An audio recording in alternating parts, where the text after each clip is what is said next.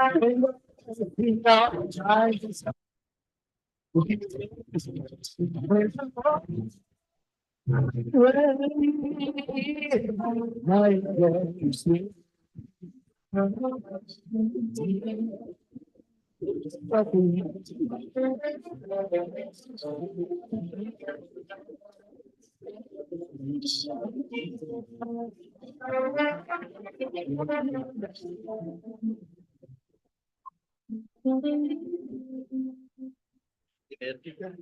nice, nice.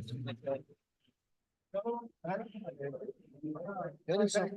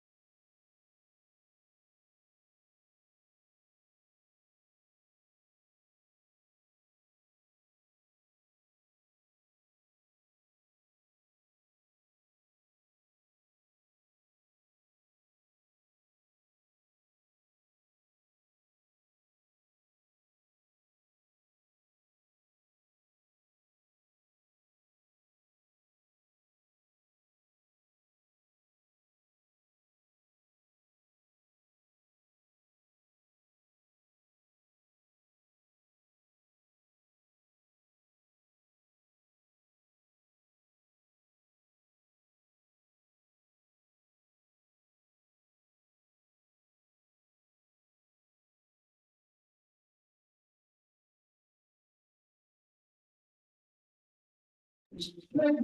Thank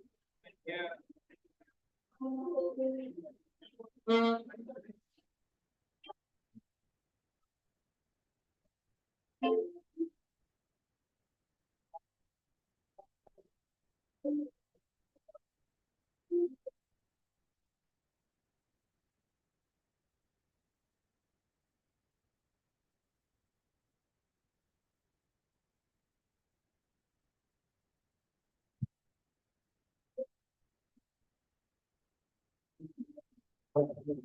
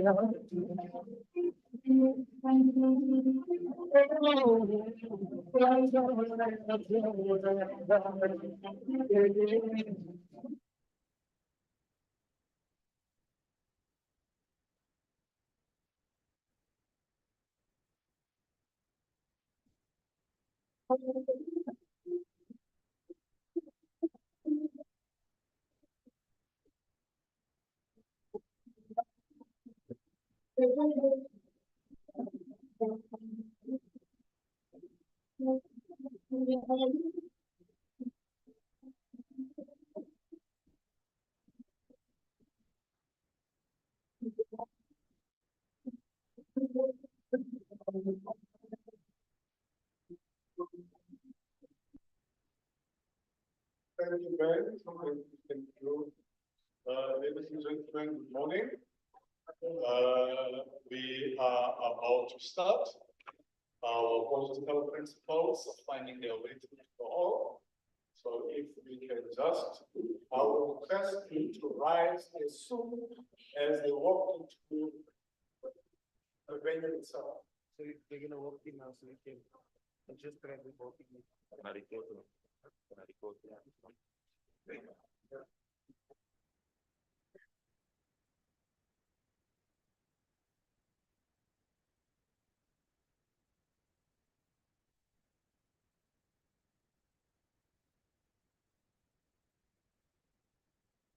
Ladies and gentlemen, may we please rise?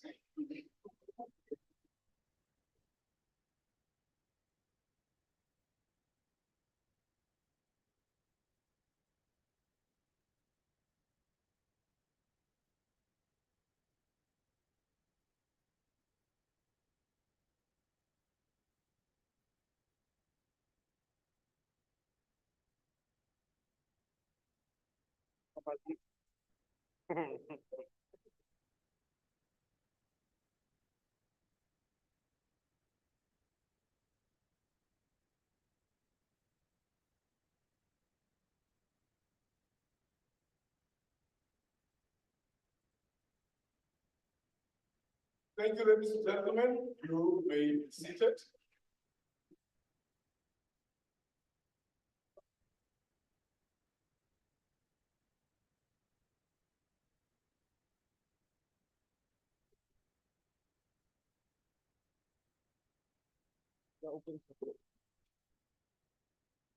Our Honorable Minister Inkosi Mzamo, our Honorable Premier Dr. Zamani So, the Executive Mayor of Francisburg, Ms. Nondumiso Ida. I will first end there, but we are still going to go through the order of protocol.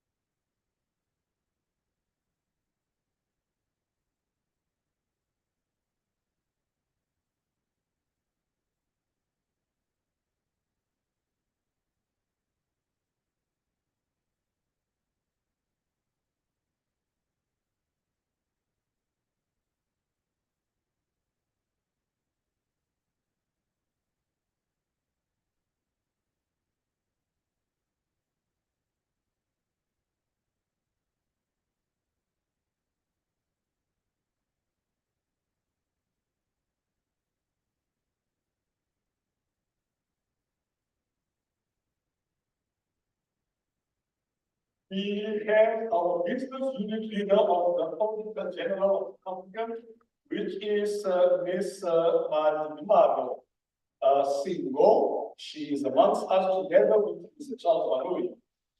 Then we also have our Northern Provincial Science Commissioner, Otola in absentia, but she has got a representation amongst us here at the senior leadership. We also have the Northern Cape and Free State Commissioner of Correctional Services. She could also not make it, Ms. Goodley, but we've got Commissioner Joseph amongst us and the senior leadership coming from Correctional Services. We have our Deputy Director General, Dr. S. Yonkers amongst us, Stephen Yonkers, our head of department.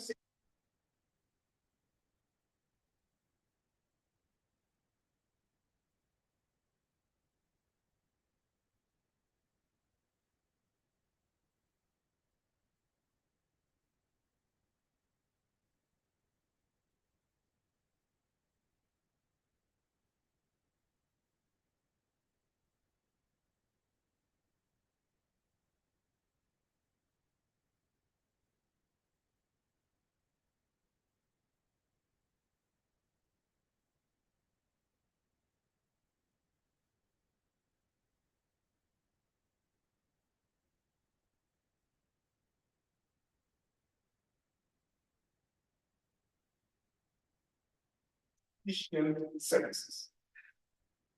And sitting around these tables, we find our public servants. And I think, Minister, I don't know in your past, have you ever gone to a public service function or you wanted some services and by the time you stand in a queue, and just when you are about to receive your services, the person either goes on lunch or the person just vanishes without any explanation. And you have no option but to wait. Stand and wait. Or as you are standing there, the person decides, you know what, I've got something far more important than servicing this person in front of me. I've got a conversation about my club that has lost a soccer team yesterday, a soccer match yesterday. Let me rather discuss that. I will get to you when I have the time to do that.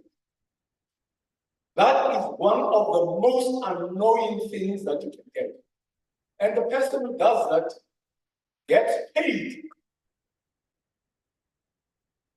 Whom he or she ignores. That is some of us, not all of us. You find those instances, ladies and gentlemen, where you feel as a member of the public,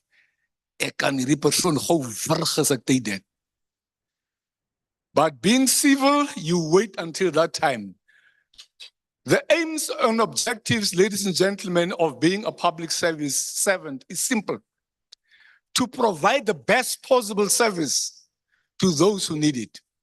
Put yourself in the shoes of those individuals and do unto them what you would expect you to be served with. Simple. If I go into a municipality or the office of the Premier, I need to be informed. This is where you are going to wait. Premier is going to come within the next 10 or 15 minutes or whoever you want to see. Simple as that is what I am being paid for. I need to wake up in the morning being proud of who and what I am and knowing full well today I will make a difference in somebody's life. It must become an enjoyable experience for somebody to wake up, go to any of our points, get a service, go back with a smile. Ladies and gentlemen, good morning and welcome. That is just my welcome to you. Just two announcements. The bathrooms, ladies and gentlemen, I have been informed, this is my right and your left. That is the exit for the ladies. And for the gentlemen, this is my left and that is your right. You will exit there and go outside. And the second important announcement, ladies and gentlemen, this is a national key point. And we are requesting you, please, not to take photographs outside. Asseblief, it is a national key point, so please, we have been requested to desist from taking photographs outside. Ladies and gentlemen, without much ado, I would want to request our Honorable Councillor Nondumiso Buddha, the Executive Mayor of Francis Bar District Municipality, to come and formally welcome our guests of honor and yourselves. Siyabulela.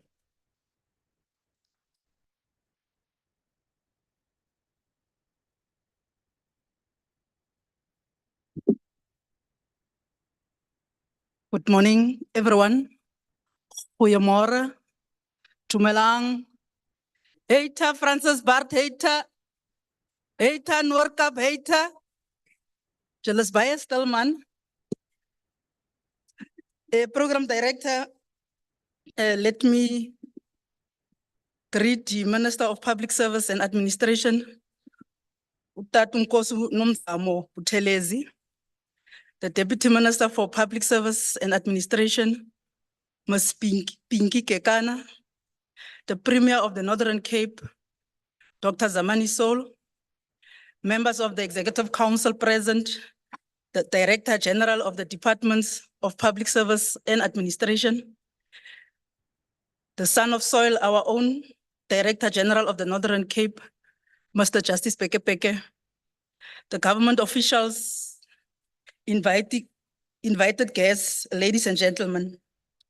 Allow me to take this opportunity to extend a warm welcome to all the dignitaries and guests and the entire public service who converge here today to celebrate this year Integrated Public Service Month under the theme, Government That Works. And we are indeed a government that works.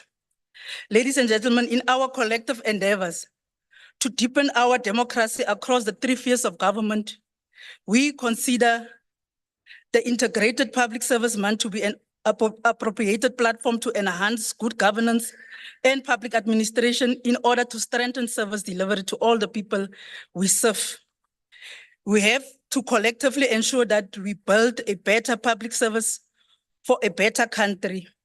A better country will be achieved in all of us seated here, committing ourselves to improve the life of each and every citizen that we are entrusted to serve to. I hope that we will feel challenged to work with greater diligence, commitment, and innovation to serve and build this country with dignity. I am certain that the Honorable Minister and Premier will shed more light on what they envisage to be a non-negotiable requirement for an ethical and hard-working public sector crops.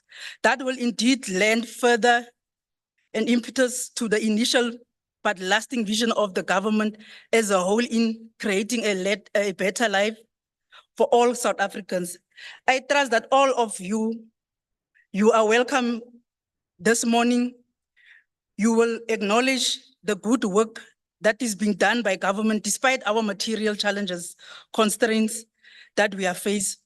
Moreover, I trust that your visit to our province and our capital city of Kimberley will be enjoyable and that you will enjoy the stay for the day or two to take the site, our warm hospitality and friendship on our local cuisine. Allow me to welcome you officially to our beautiful district and the host local municipality, which is the capital city of the province. With those words, I welcome each and everyone to our district.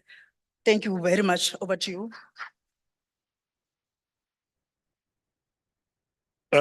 Thank you, Honorable Mayor, to the Minister and to our visitors. CTK, normally they say, to kulula ibaki and feel at home. You are at home now, Wamkelekile. Ladies and gentlemen, I think the mayor mentioned one thing here.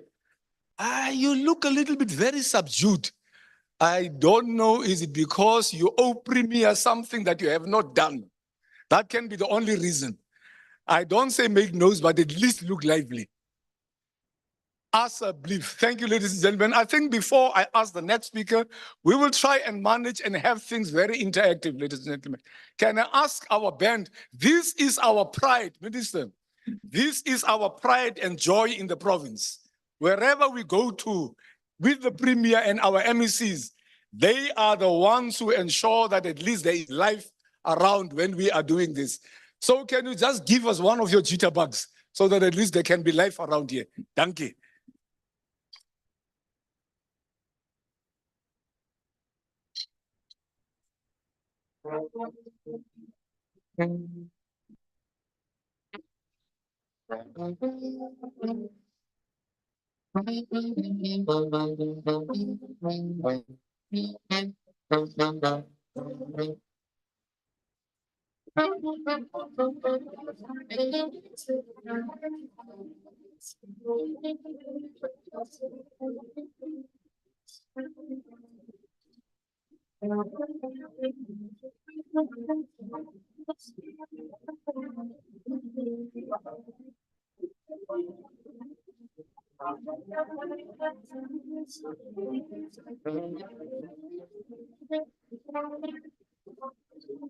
Africa, hallelujah, say hallelujah.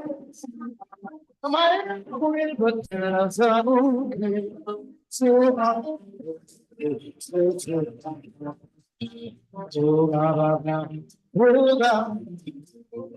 life must be, I'll see you it's not I try to make it better.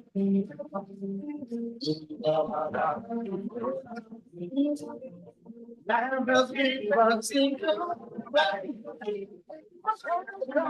it's not I try to make it better.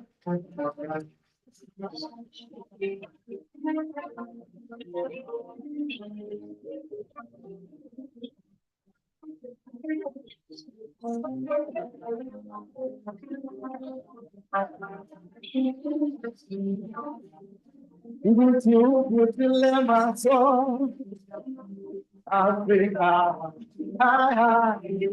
we share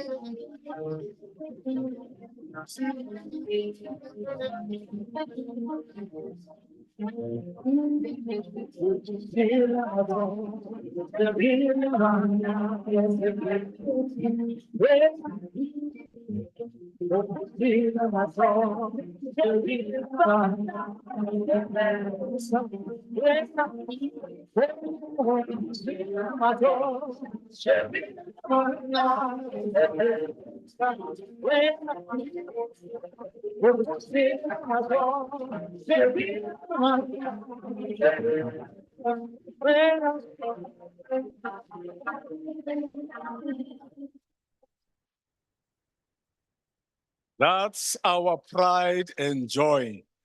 Ladies and gentlemen, one omission that I've made, I have not introduced our sign language interpreters. Standing next to me is Ndate Chulufelo Musikare, and the colleague that has started the program with me is Ms. Sonto Liburu. Most welcome. They are here for those of us who need their services. Yes, Barry, uputile matso, ushebile banna. Handwerk.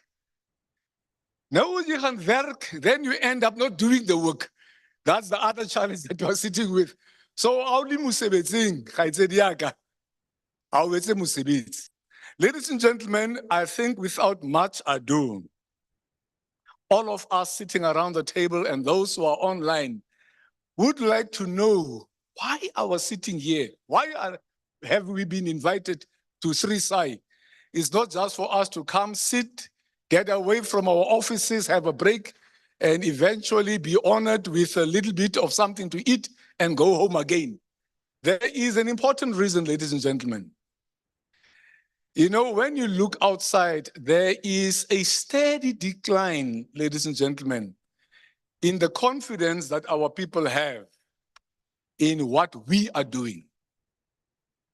We have our programs where Premier goes with the cabinet, goes meet our communities. The president had his imbizos in the province.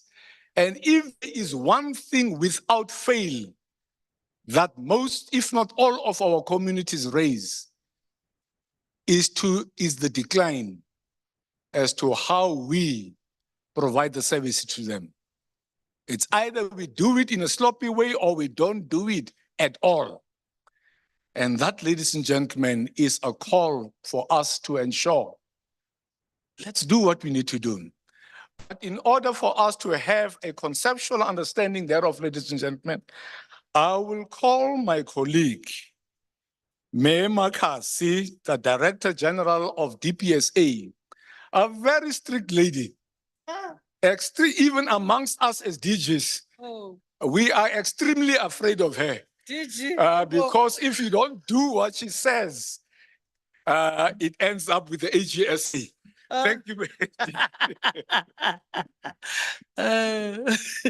Good morning, everybody.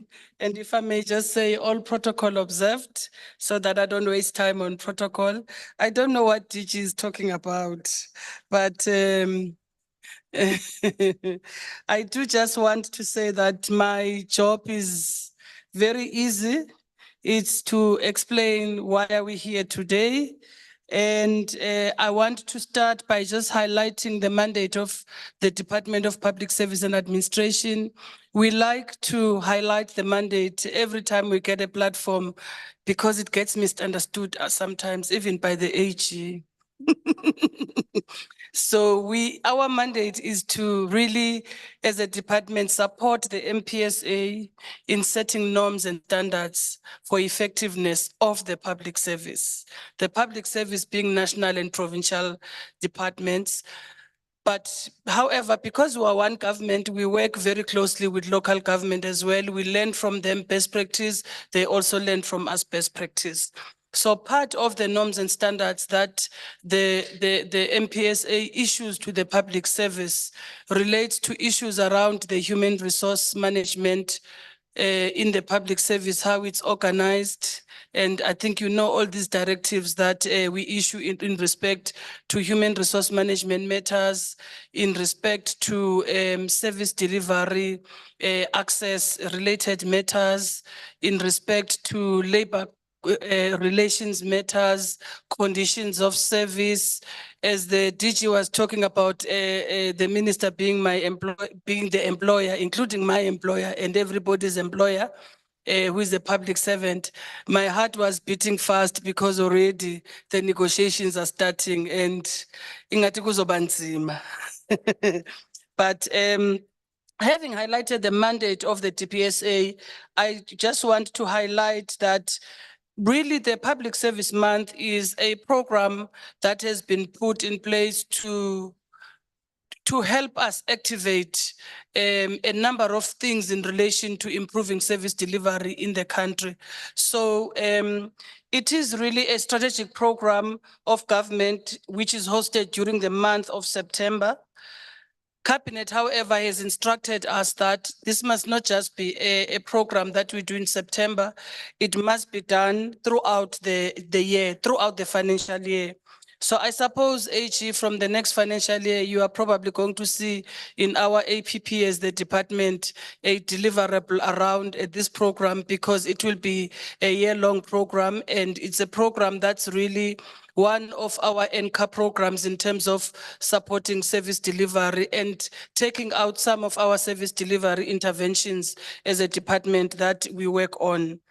And the second issue is that it is, of course, a national platform for interdepartmental and intergovernmental learning and development network. And as I said earlier on, with a specific focus on service delivery improvement. Because we have picked up a number of service delivery challenges. I mean, we know about these because they get communicated all the time. But how can we assist from a systems point of view, from a norms and standards point of view? How can we assist departments to deal with some of the service delivery issues? For instance, if you think about Batupile, we've now moved into another phase of Batupile. We were not just talking about the standards and posters on the walls, but we're talking about the service standards that you need to have as a department. If you're a Department of Home Affairs, what are the service standards that you need to put in place to ensure that people are serviced, people don't stand in a queue for more than, let's say, 2 hours or whatever the time that you agree on as a service standard. But we've also been given feedback by colleagues who work in service delivery that even if we want to implement that service standard, we have other dependencies. What are key dependencies, for instance, that the raised minister, especially the Home Affairs, is IT capability. And Minister witnessed when we were in Etwatwa for the pre-presidential Imbizo, there were long queues of people who wanted services from Home Affairs. They had their mobile trucks, but the IT system was not working, and therefore they were unable to service people efficiently. So through this month and other initiatives that we work with our partners on, we look at those particular issues, and through the integration of the program into an annual program as well.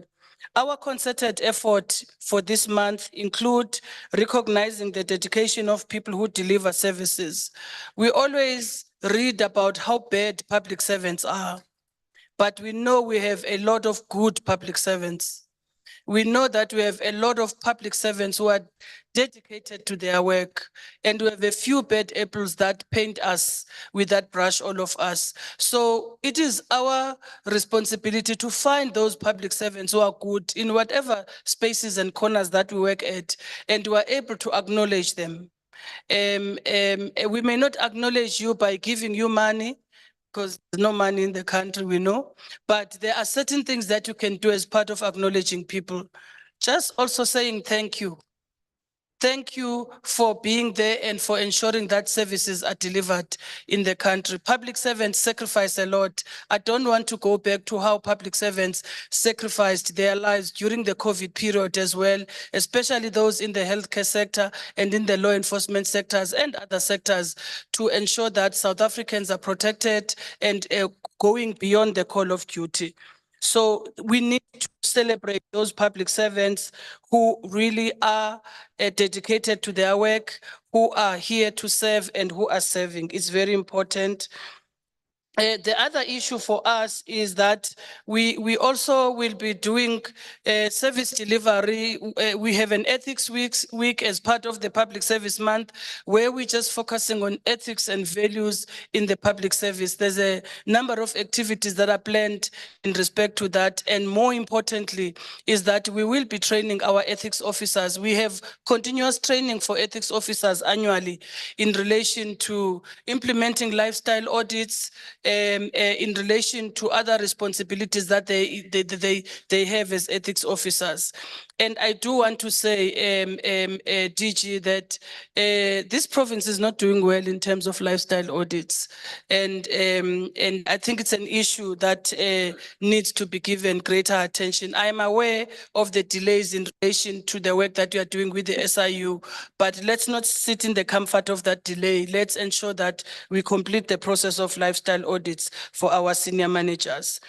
The last thing I think is also we'll be focusing on service delivery sites, visits to service delivery sites. The minister, the deputy minister, together with their counterparts in the selected departments, will be doing visits to various sites where that have to do with service delivery in terms of the roles and responsibilities that they have been allocated in respect to those. And the there is a number of activities, and we encourage departments to also put together their plans. There is a circular that we have issued, so all departments are encouraged to put their plans. Lastly, the objectives are to rebuild trust and showcase confidence. I've spoken about showcasing confidence to our public servants, but also we need to build confidence of the public to government services. There is a report that was issued by, I think it was PwC early this year, that was indicating how people are getting out of public services. Those who can afford are getting out of public services and opting for private services. But I do want to say that it is important for us to ensure that we provide those quality services and we work on rebuilding the trust of our communities in relation to that. We also revive our commitment to the African Union Agenda 2063. As you would know, the Public Service Month is also an outcome of decisions of the African Union. And we have the Africa Public Service Day, which takes place every year in June, which we couldn't celebrate this year because of the inauguration of the president after the elections. However, we move those activities that we are going to do in celebration of the Africa Public Service Day into September. And there's a number of those, I won't go into detail in relation to them. Restore our intergovernmental cooperation. We host this day in different provinces. We host the launch in different provinces and we work with the municipality. I attended a briefing yesterday. There's lots of activities that have been happening involving the municipality, involving the government departments, some that are here like correctional services and others. And that cooperation is appreciated and it's part of strengthening intergovernmental relations. We also try to use this month as a platform to resolve some of the service delivery challenges that we have using IT capabilities through hackathons. There's lots of ideas that come with young people in particular through hackathons that are convened by the CPSI, the Center for Public Service Innovation. We are also hosting a conference early in October, an international conference in partnership with VETS. Rather, VETS is hosting it in partnership with government that is looking at really research in the ICT space amongst other areas and use of ICT capabilities by various countries. What is best practice in terms of that? So the list is long, colleagues, but I do want to end by saying we really, from the part of the DPSA, I was introduced earlier as the by my DG as the DG for Public Service Commission. I don't want to take the job of Dinky. I am DG DPSA. I'm fine in my job. And I do want to say thank you very much for listening to us and for hosting us today. Thank you, Chairperson.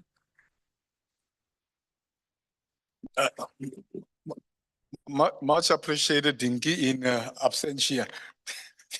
Thank you, colleague. Thank you for rectifying that, my colleague.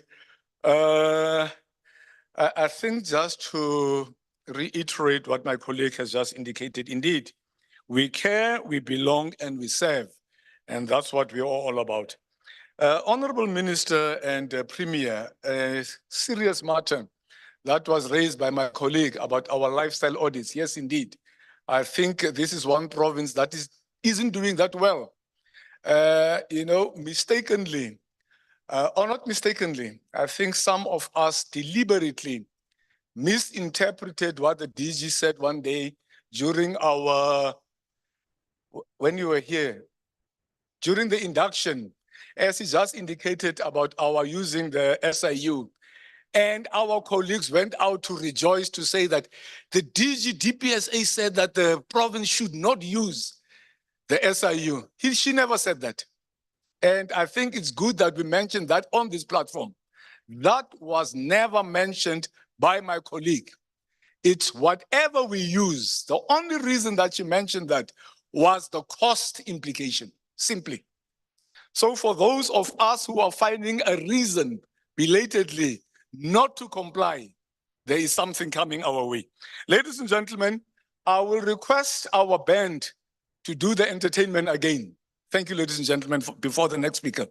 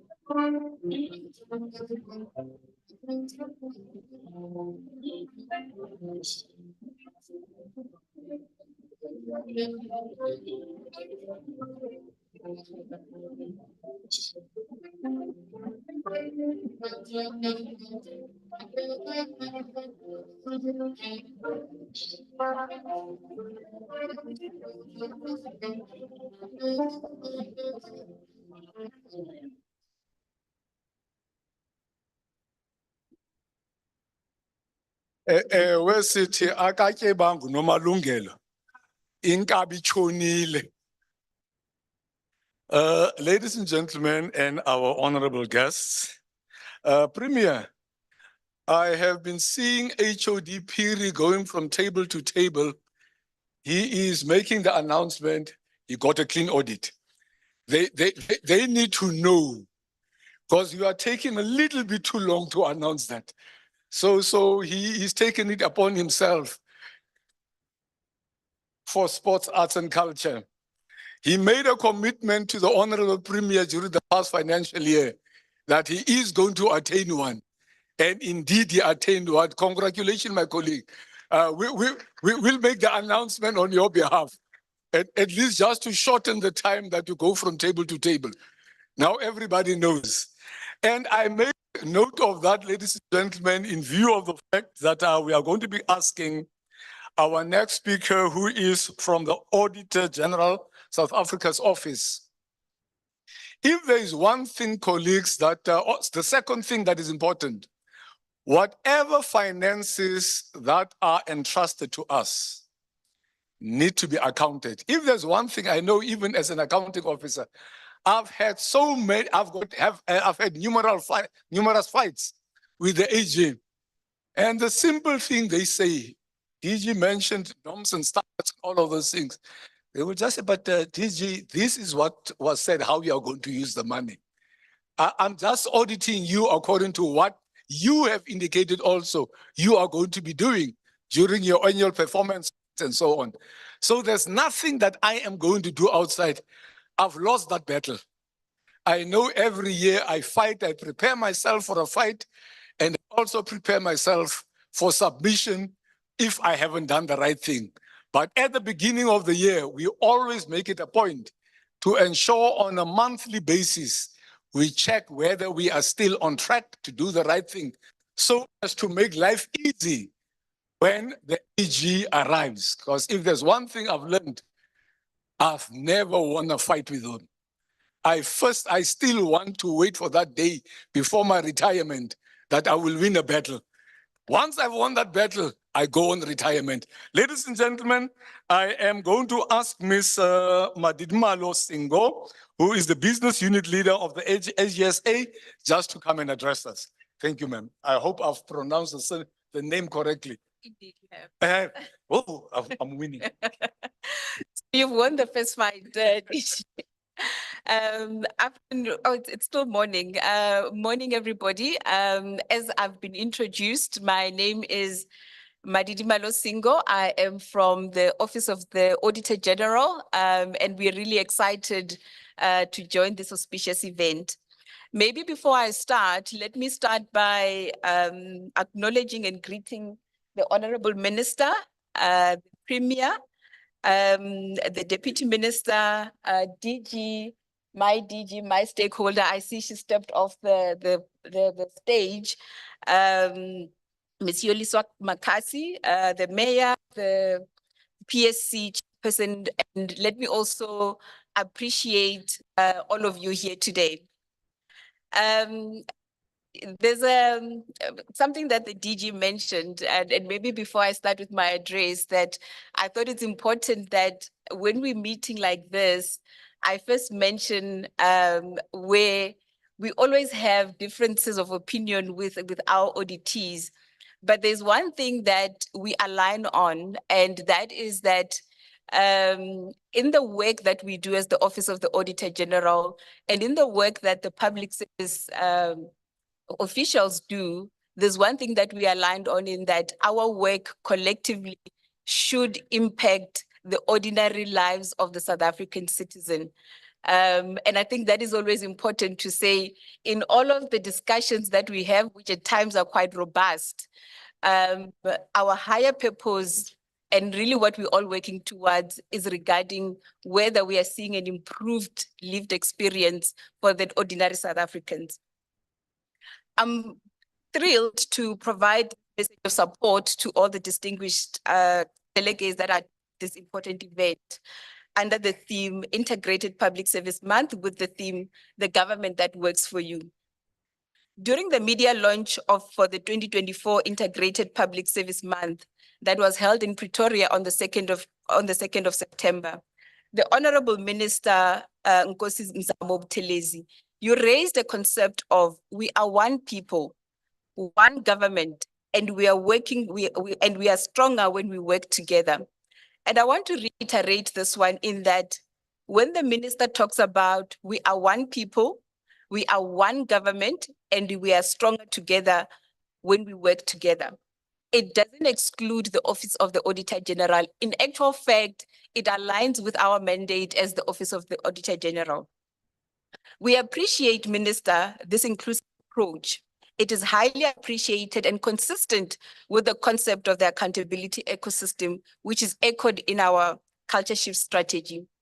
And this concept of culture shift and accountability ecosystem, it really talks to each and every one of us that is sitting in this room doing our little bit to really change the lived experience of the South African citizen. And when you talk about a South African citizen, in most instances, you will find that this is somebody that you know, this is a child that needs to go to school. This is a grandmother that needs to get health care. This is somebody that needs water. This is somebody that needs sanitation. And all of this are really critical concepts in saying collectively, as government, collectively as public servants, how do we work together to ensure that we indeed improve the lived experience of the South African citizen? As the AGSA, we are the supreme audit institution of South Africa. We exist to strengthen our country's democracy by enabling oversight, accountability, and governance through the audit work that we do and building public confidence. However, our goal is simply a dream without the public sector heeding our call for clean administration and efficient delivery of services to the community. As I was being introduced, there was a mention of a clean audit. And that is the basic foundation that we should have in terms of ensuring that ultimately the work that we do contributes positively to the lived experience of the South African citizen. What we can confirm as the Office of the Auditor General is that in as much as we come in and we look at whether in doing your work, in executing your responsibility, you've done that in accordance with the accounting standards and the norms and standards that have been set. We do realize that if those compliance with those standards does not actually translate into service delivery, we have not done well in terms of the what we've been entrusted with, which is the lives of the ordinary citizens of South Africa. Therefore, we cannot do this by ourselves as the Office of the Auditor General. And it is indeed initiatives such as this around the Integrated Public Service Month that provide us with an opportunity to educate and strengthen our partnerships in building public confidence. The public sector is crucial for providing essential services to the most vulnerable in our communities. With no means to acquire the services, and somehow every time when we do our job, let's think about how heavily those vulnerable within our community actually rely on us to provide those basic services. This sector is very important. It addresses the needs and interests of the general population in ways that even the private sector often cannot and will not, in terms of ensuring a fair and functioning society. What we've also noted as the Office of the Auditor General is that there is indeed a misconception about the public service, because the majority of people that work in the public service, and especially those of you that are sitting around the table today, are actually committed and dedicated colleagues who give up your lives to do your work with diligence daily and provide the necessary support to the citizens of South Africa, no matter how dangerous that job is. We have the public servants who do their best to protect the limited resources that we have. And we also have public servants like yourselves that take your job very seriously and ensure that you are fully accountable for that which has been entrusted to you. And we appreciate that as the Auditor General. Therefore, when we are in the month of September, which has been serving as a hallmark for reflection on what it means to serve the public with diligence and pride since this initiative started in 2005, the promotion of culture of continuous improvement and excellence in public service delivery cannot be reduced to the written word. What we need to concern ourselves is whether we as public servants are making an impact on the ground. The only time that citizens of the country can have the confidence in the effort and diligence put by the public servants is if they can feel and obtain the required services in a timely manner and when it is required.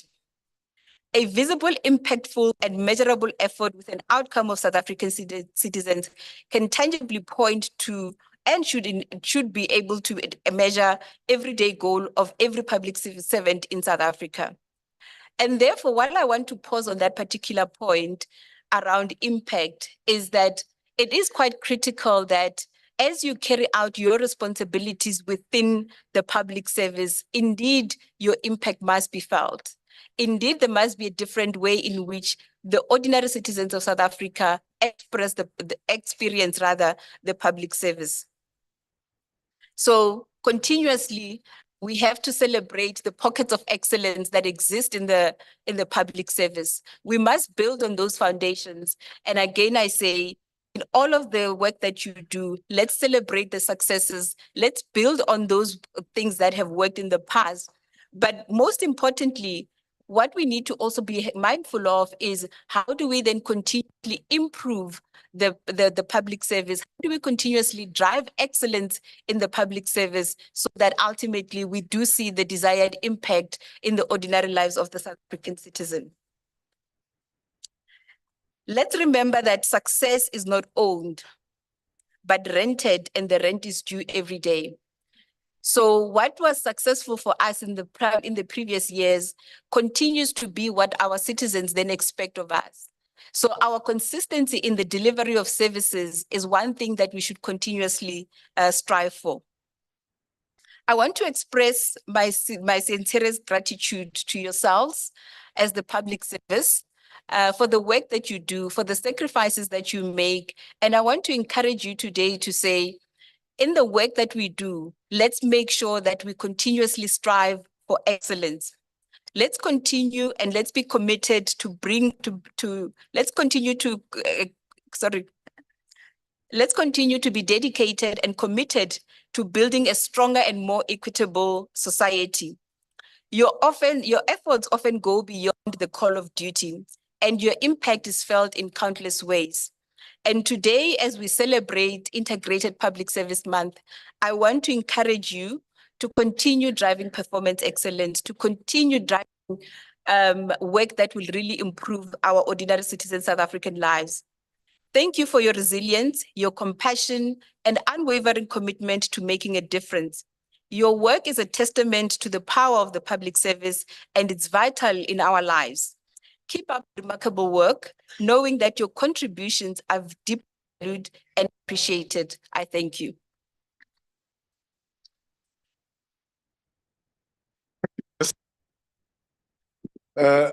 Ladies and gentlemen, I'm just making a slight amendment to the program. I said that this is going to become interactive later on. After Professor Fikeni's input, an opportunity is going to be given to all of us.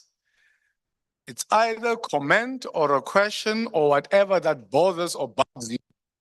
The opportunity is going to be provided to you, and that is based, if you have been listening attentively to the previous speakers, so that speakers, where possible, can integrate in their address to us some of the questions that might have come from the floor or the comments that are coming from the floor.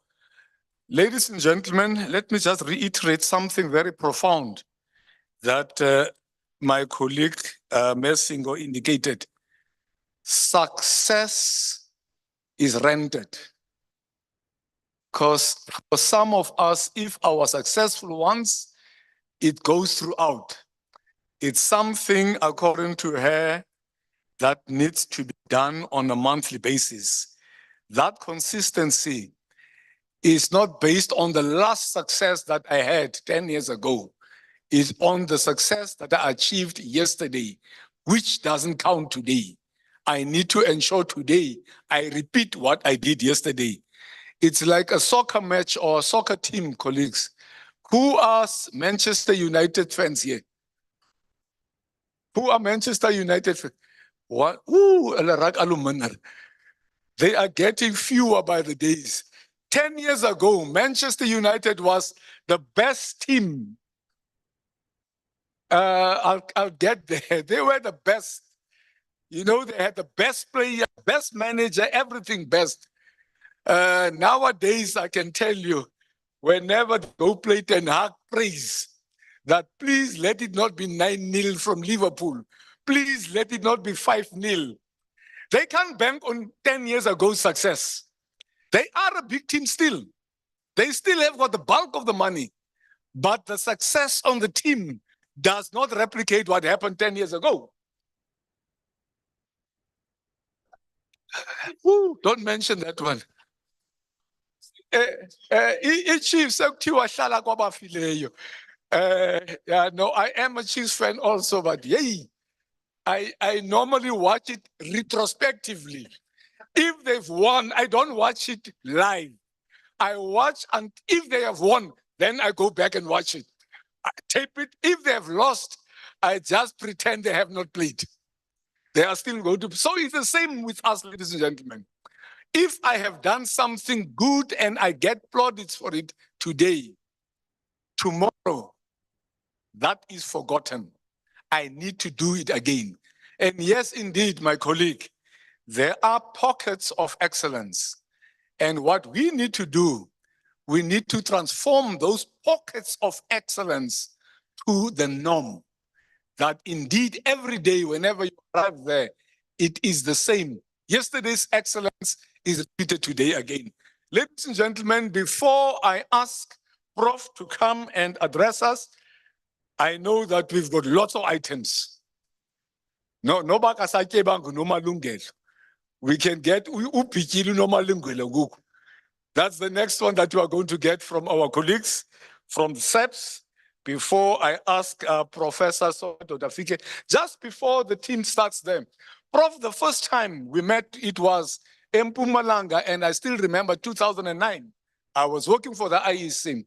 Something profound that you said. Do the right thing and do it always. And you have been consistent on that. You know, some of the things that we say in public, you don't know who are you going to be able to motivate to do that. That motivated me from that day to say, wherever I am, do the right thing and do it always. That was from 2009 as I was still working for the Electoral Commission. And that has been the norm that I have taken.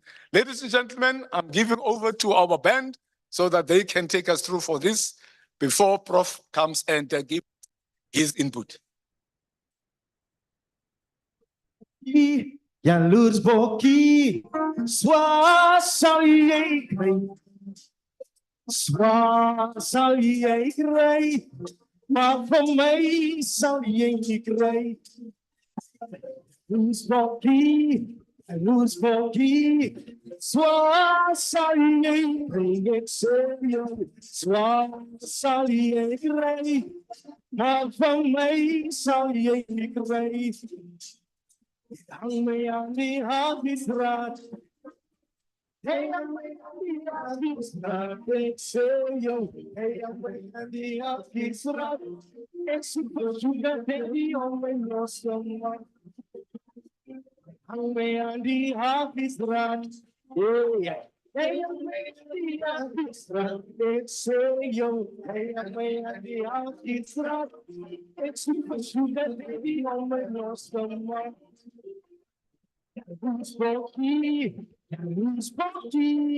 zwaar sal jy kry. Ek sê jou, zwaar sal jy kry, maar vir my sal jy nie kry.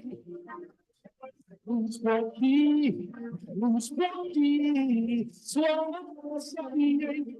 Ek sê jou, zwaar sal jy kry, maar vir my sal jy nie kry. Someday some stuff can creep.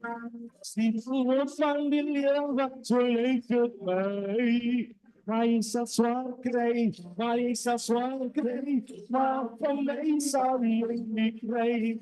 Someday some slap en kan kry. As die voor van die lewe, so leef het my. Maar jy sal swaar kry, maar van my sal jy nie kry. Hang my aan die Haviesstraat.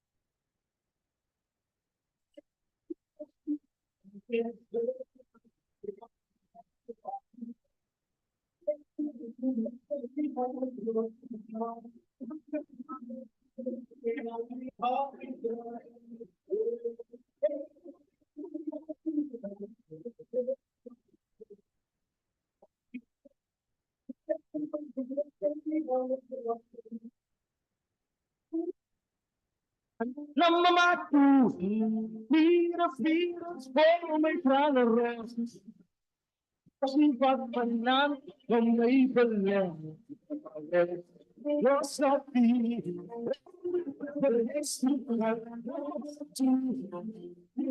vira, voor my tranen rus.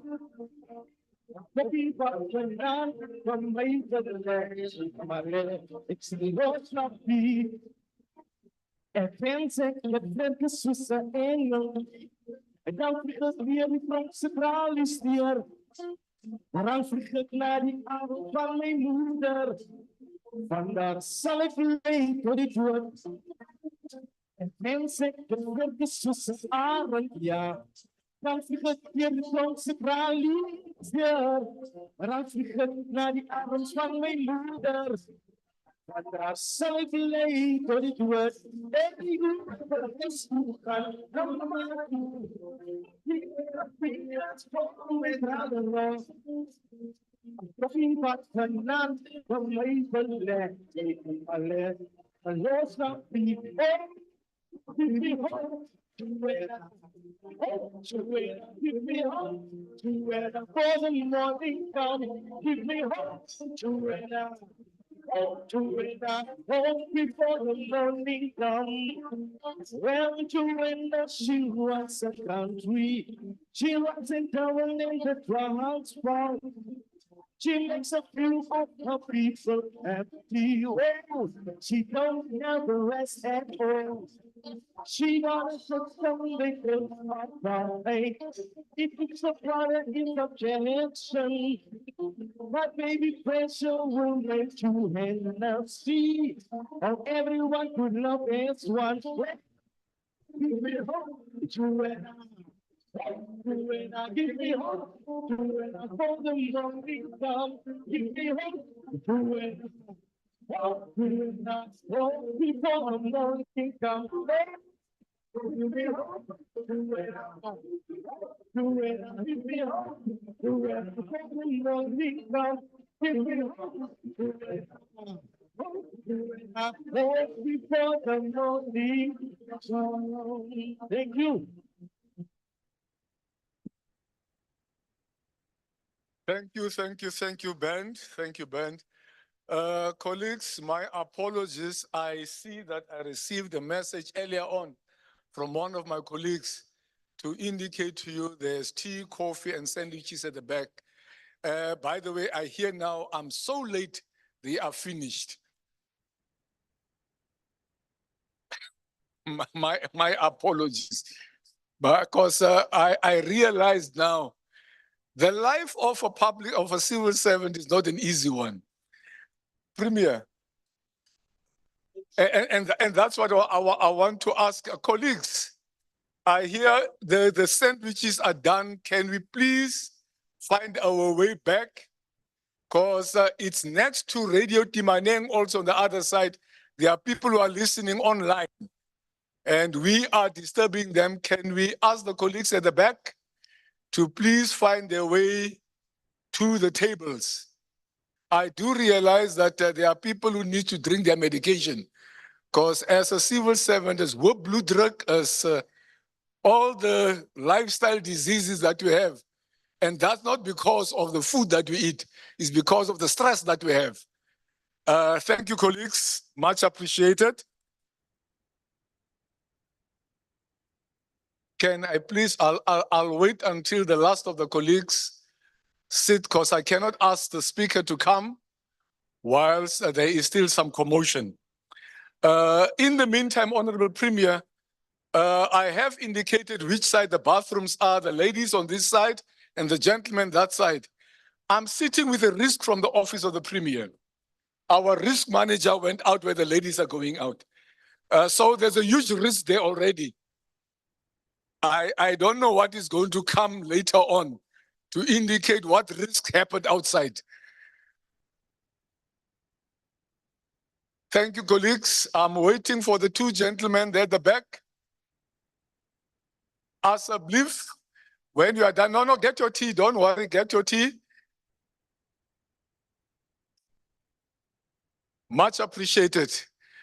Prof, I will hand over to you. Thank you, sir.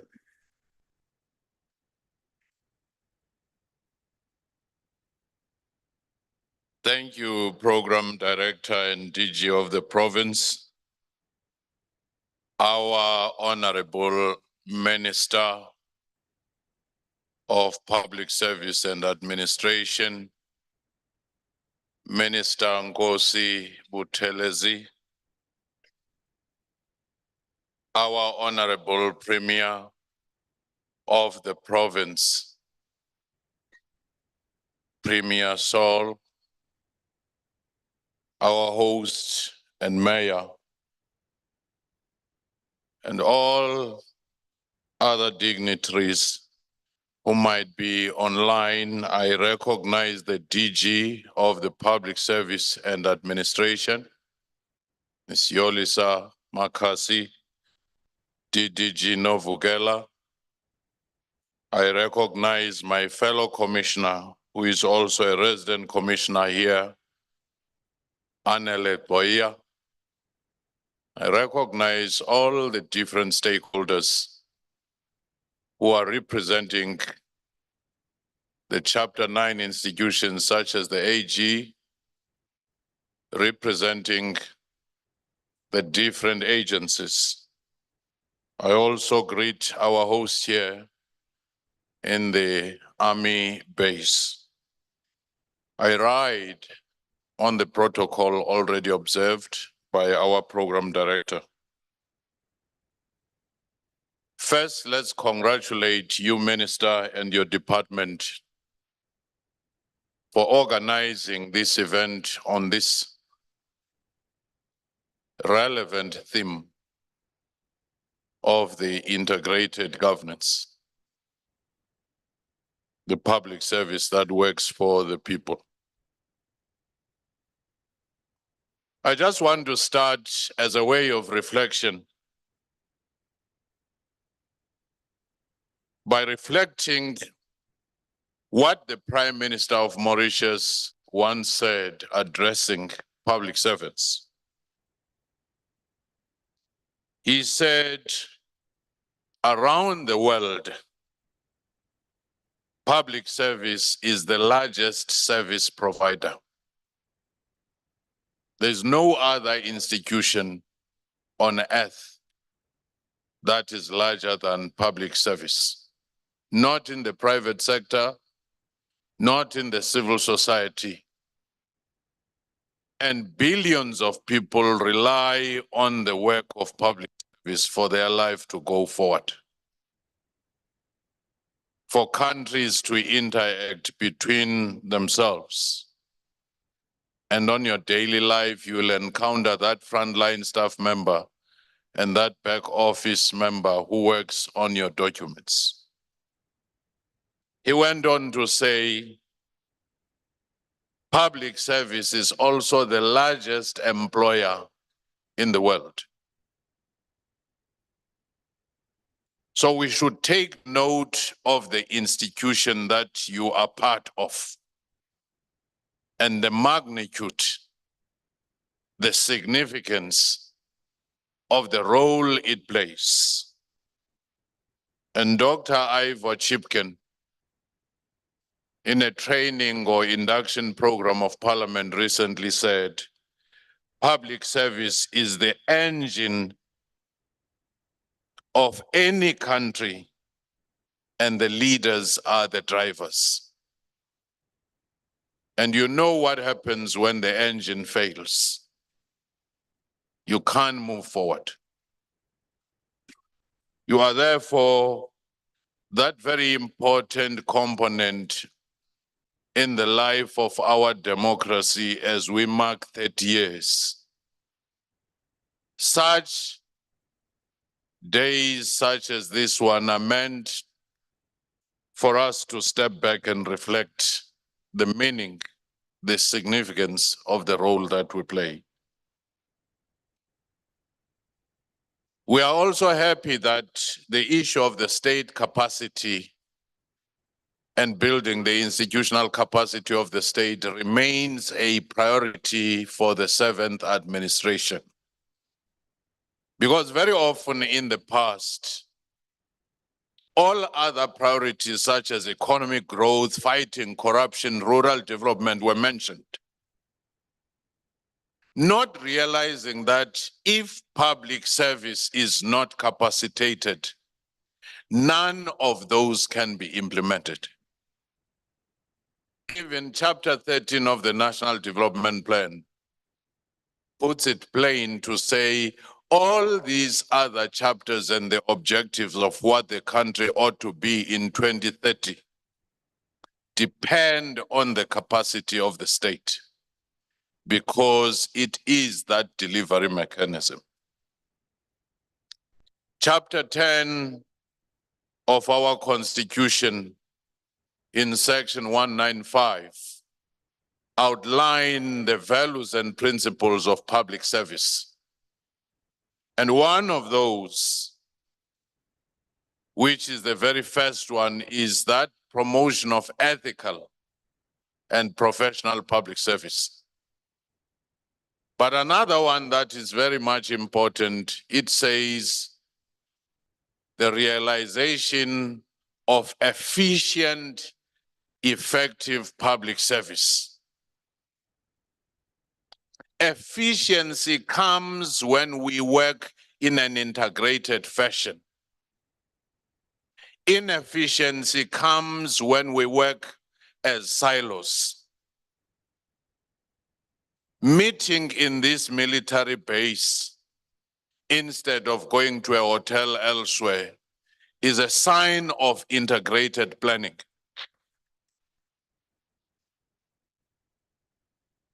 Because we are saving funds by utilizing what government has. And we are making a functional use of the entities and the accommodation or the spaces that we have. When you say I'm going to go to a 5-star hotel because we want to feel good, we are worsening the debt of the country and the fiscal crisis. Because as we stand today, the country is borrowing 2 billion rands per day. And almost half of that money is used on daily basis to service that debt. In our functional accommodation investigation as the Public Service Commission, we found out, among other things, that government has accommodation, has buildings everywhere, except that very often they don't use them. They opt to go and rent elsewhere. We almost have more than 60 billion worth of property, which means we are the largest estate. And yet we spend billions renting accommodation, whilst we allow our accommodation to dilapidate and sometimes become the hive for criminals. It's more like going out to rent a flat when you leave your house, 5 bedrooms intact but unused. That's the sign of inefficiency. That's the failure of integration. It is for that reason that we're working with the Department of Public Works to make sure that we reclaim those spaces and there is efficient and effective use of accommodation. So I'm very happy when we are promoting the notion of integration. Minister, very often once people work in silos, we don't work with that department, we don't want to work with that one, we want to work as a unit. It is when corruption thrives because they do not want anyone else to know the value chain. But when you have nothing to fear, nothing to hide, and you are transparent, you are prepared to work. If you are a district municipality with local municipality, if you are public works department, you are prepared to work with other departments because you have nothing to hide. But if you want to hide certain tenders, you want to control certain processes, you'll forever have an excuse as to why services must be duplicated and government end up paying several times for some of those. The other area that DG Marcus mentioned is the one of the ICT minister. Because we rely on one service provider as government, the ICT SITA, when it fails, everybody fails. We've had meetings with the ministers, such as Home Affairs, to say, why do you have long queues? And they have explained, yes, we may have our own internal weaknesses as staff, but some days people wake up to come to us, we are ready, only to be told that the system is down. and we have nothing to do with the system. We depend on an integrated approach where the ICT SETA should provide. The following day, a person not being informed comes back to work to the same office, whether it's a post office or home affairs. Then they will be told the system is back, but electricity is down. On the third day, the same people come back. They are told the network is back, the power is back, but there is no water in the building. Therefore, you must go back home. On the fourth day, they say water is back, electricity is back, internet is back, but the attitude is down. They have to go back again. That's the pain that we inflict on our people.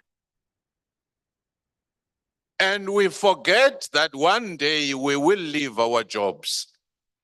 One day we will retire. And one day we will be at a mercy of the same poor service. And we will start thinking that God has cast us. When you are no longer behind the desk, when you are no longer in that office. If you're dealing with people who have disability, one day you will be in that same space. Because if you grow old, you may lose your sight. Your health may change. Always know that the bed that you prepare is the one that you are going to also sleep on. We've worked on a range of things, and we're working with the minister. We are encouraged to end the embarrassing situation of people who have been on suspension for a prolonged period with full pay.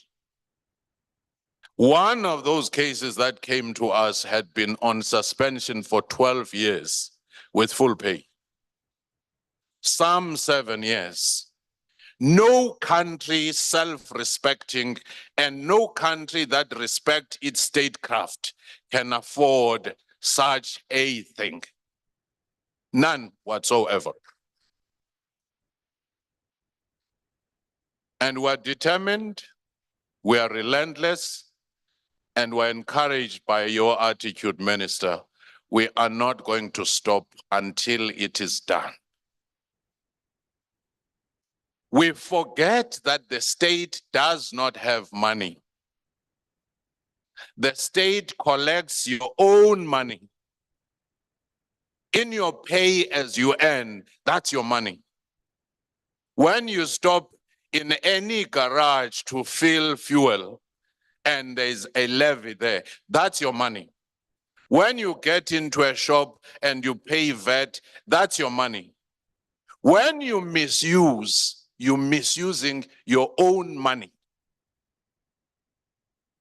And when we incur debt that we cannot pay now, our children and our grandchildren are the ones who will have to pay the debt for the mess we may have created.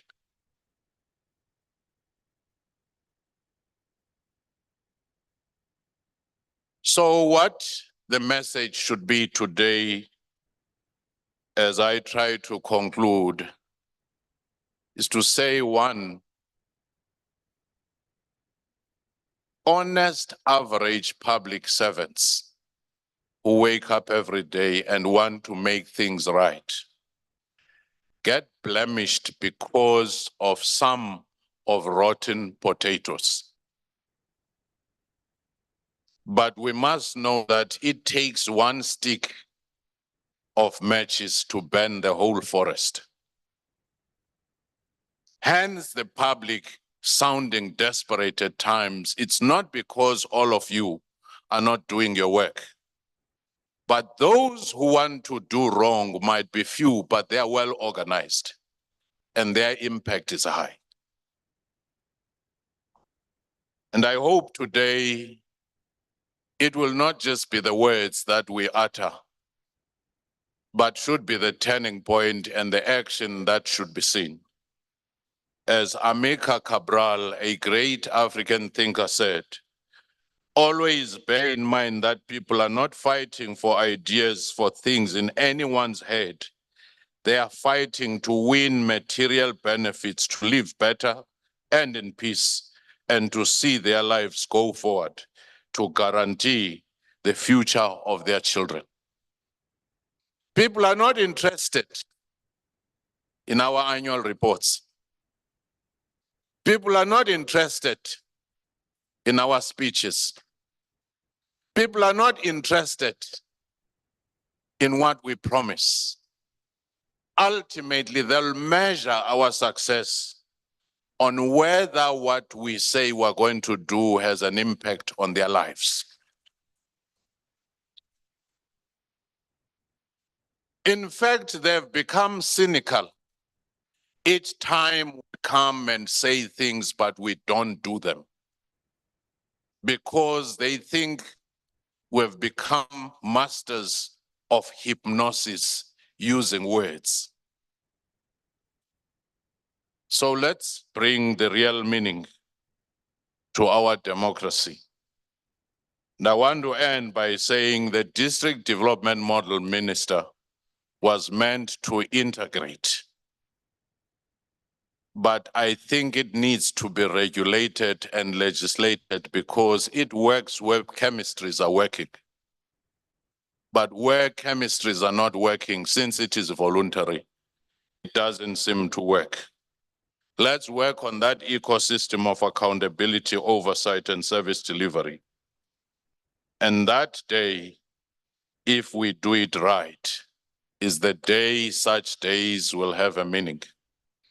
Each one of us in a country of high level of unemployment, we are blessed by having a salary at the end of the month, even if it is not sufficient.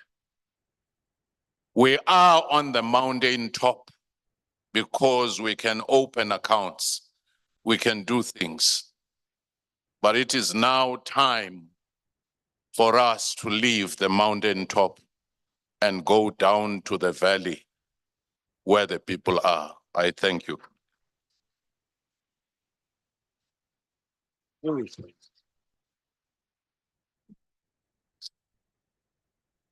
Thank you, Prof.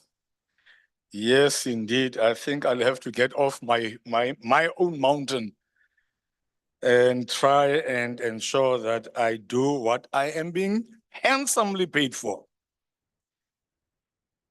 The words and the concepts of ethical, capable, developmental, professional, efficient, effective, but working integratedly have been mentioned. Prof, I will relate a story between myself and the Honorable Premier in 2009. After a day or two when he started in the office was, what have I inherited? Each and every department does its own thing. No integration what we are doing. We are mentioning something called, as accounting officers, my budget. And that my budget speaks to my plan, has absolutely nothing to do with the next person's plan, because it's my budget. What the recipients have to do with it has got absolutely nothing to do. And he looked around and said, I've inherited a mess. I'll have to try and rectify this. And that has been the aim as from 2009 to ensure that we are working as a province integratedly. The fact that we are here today is not a mistake. It was by design. That indeed we need to ensure we become efficient and work with what we have. And anyway, this is a 2% province. Our budget is 2%, and we normally say that Whatever services people in Sandton has, the people in the small settlement of Mir should also get the same. With the 2% that we get, the budget of the whole province is less than the Department of Health's budget in the Eastern Cape. Yes, it's less than the Department of Health in the Eastern Cape. But we have to do the same that any other province does. And if there's one thing I must say to colleagues, you do it right. Yes, we have our downfalls, but if there's one thing that I'm proud of this province, you do the best that you can. With all the little that you have, you do the service, you provide those services with the pride that anybody can do. So those negative things that I say now and then, that is just to ensure, keep it up, do the best that we can do. This is one province, Minister, that I can assure you, we are very proud of to be members of. But as I've indicated, ladies and gentlemen, this is not going to be a listening session to you. Do we have a roving mic here? Oh, thank you. Colleagues, you have listened to my DG, ODG Makasi. You have listened to Messingo, and importantly, you've listened to Professor Fikeni. Any comments, any questions, any inputs? But please, no complaints about me. I will note you. Feel free, colleagues, I'm just making a joke. Whatever you want to say, how we need to improve, that's also a suggestion as to how we can improve what we are doing. Thank you, my colleague. Thank you, Program Director. To Professor, thank you for a wonderful speech. Prof, the latest report of the PSC, which is dated December 2022, depict that we know that PSC is responsible to report on the performance of national and provincial governments. Now, Prof, in terms of the vacancy rate of the Northern Cape, it was standing at 25%. But when you compare it with all other provinces in the country, it was the highest. And we know what are the effects of the highest vacancy rate on the performance of the current employees. It has got a burden on the responsibilities of those employees, of which some of the employees must do 2 or 3 other persons' work. Now, my question to Prof is that, what has the PSC done in order to address those disparities? Thank you.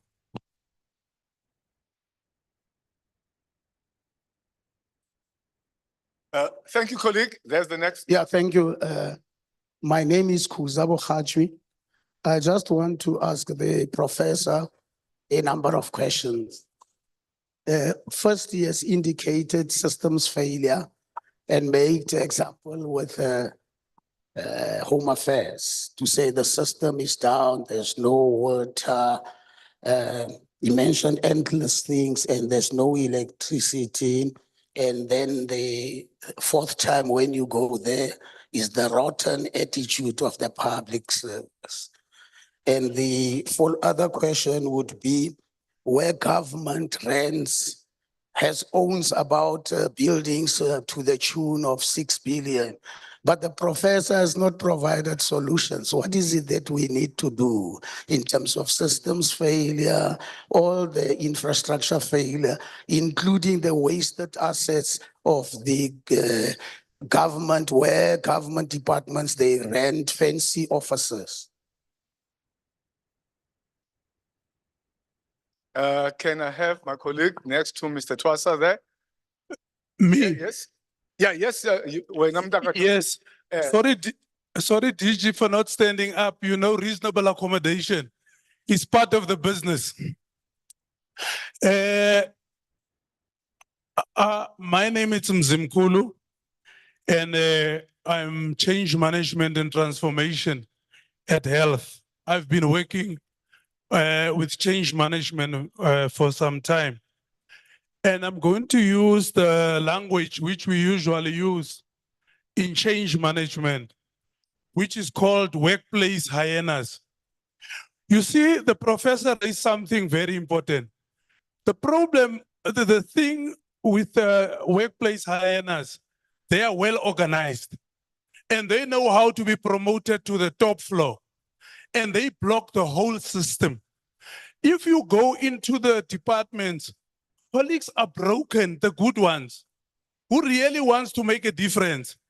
But those who are actually stopping the organization finds them in a place where they are actually causing these problems so that the whole system becomes sick and toxic. It becomes so toxic that you don't know what to do. And the debriefing of the staff also becomes a problem. We have tried in our department to do a lot of debriefing and all of that. But those who have gone into the cocoon, who are very sick and all of that, they don't come up. But they are the people who really want to make a difference. And I believe, DG, debriefing is important and getting the bad apples off the bus. Don't promote them, let them go. And that is what is going to assist us. Failure to do that, we will continuously have a sick public service. Thank you very much.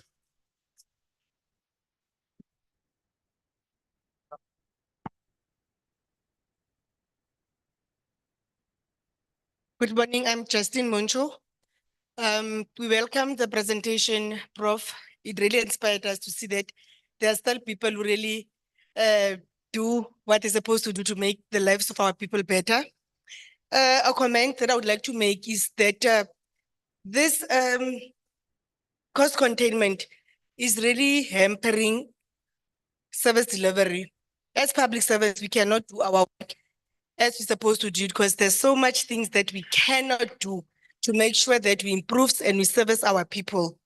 And I'm also pleased with the fact that at least the new minister is serious about the resolutions of cases, that they will not take up to 7 years, 5 years, because really it's frustrating that people are being suspended.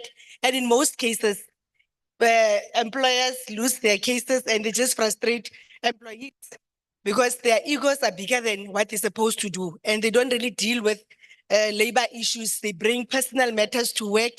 And it's really, really, really depressing public servants. We cannot have people who think that they own departments and they make it their tax shops. That mentality must stop. We are 30 years into democracy. We need to act politely, whether you like me or you don't like me. If I deserve to get something from the employee, let it be. The PMDS system also failed our people. People are still fighting today. They never got their PMDSs, never was assessed. Managers are not getting suspended or they're not getting dealt with. The people on the ground who are doing the work are the ones who are always suffering. I thank you.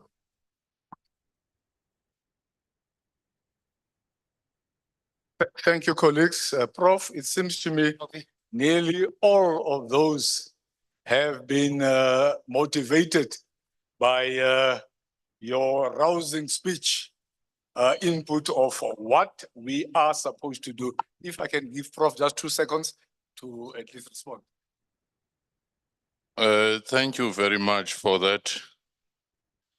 I do think that the PSC report on the vacancies, particularly in Northern Cape, we should make a distinction between national departments, which could be based in a province, and the provincial vacancies. But we are working with the relevant departments. We have cluster commissioners, and Commissioner Goya here is quite relentless in reminding us the issue of austerity and the freezing of posts has sort of compounded things. It is for that reason that we are setting up a meeting with Minister of Finance and all relevant players to say, is it possible to have a more intuitive approach to austerity rather than to have a blanket approach to say all departments. Because some of the departments are the ones that are going to bring more money back to fiscus. Let me give you a simple example. If you said, I want to cut or freeze posts in the police at the time when crime, extortion, everything is collapsing businesses, it means once that business collapses, it's not paying tax to SARS, and SARS will have less money, and therefore the state will have less and less. But if you say there are certain targeted areas which are crucial, which are going to secure investment environment, secure business environment, so that we get that money in, we get investors in. So we want that differentiated approach where we say, for example, if SIU, through its intervention in the medical legal claims, the moment they say we are out to get the criminals and the crooks, many of the people have come forward. And now suddenly, without any other thing, the claims have gone down in some provinces by as much as 10 billion. Now imagine if you cut the budget of SIU and you cut that 200 million for SIU only to lose 20 billion. It doesn't make sense. So a more differentiated approach, I think, is very much important. We're not just talking about these problems. We are having plans working with the departments. Let me give you a simple example of functional accommodation. PSC has completed a roundtable. It brought in all departments, including public works, who are working together to say this situation ought to change. And they've embraced those changes. Hence, in some places like you see in Pretoria, Tshwane, you'll have a cluster of government departments using government land, government buildings.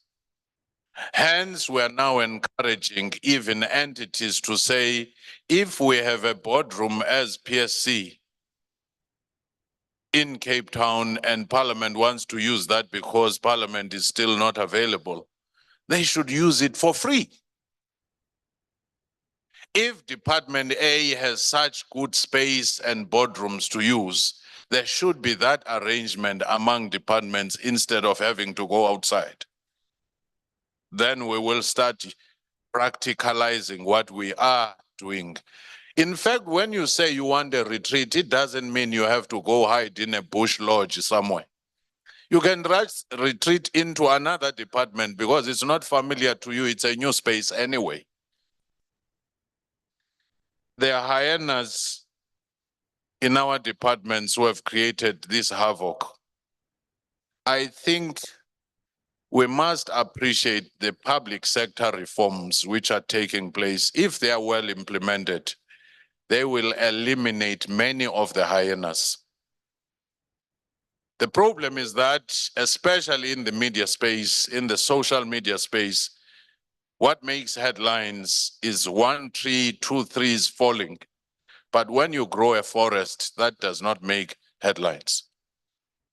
Whistleblower protection program now is coming so that people who blow whistle will not be cornered and they lose their houses and everything else. If that is in place, it's going to help with the reduction of hyenas. An integrated biometric system which will have a central database integrated for anyone who is expelled in province A, they will not reappear in province B and get appointed. Because even if people collude in a panel, when computers start saying not this one, that will be the end of the game. For now, it has been possible for crooks, for people who have stolen, people who are corrupt, to move from one province to the other, from one department to another. Hence, some people have become so cynical, they think that people fail upwards. When you have done a scandal here, you get promoted to higher level. You do another scandal, you end up even higher. So those reforms, if well implemented, professionalization of public service and many other reforms which are underway will actually help us to deal with this. But ultimately, it is the ecosystem of accountability, ecosystem of performance, ecosystem of oversight, ecosystem of service delivery, where we must work together and know that you don't wait for the AG. You must have AG capabilities within your own department. You don't wait for the police, you don't wait for people to discipline, you don't wait for the cases to be escalated to the PSC. You must have functioning systems within your own unit, within your department. It fails when each one of us as managers say, the reason for this failure is the system, or it's my superior. It starts with you. Once you externalize responsibility, the whole system fails. Thank you. Thank you, Prof, for addressing those concerns that have been raised. Ladies and gentlemen, we are marching on. I will ask our colleagues to rise as we ask our Honorable Premier to provide us with his address. Thank you. Alma. All right.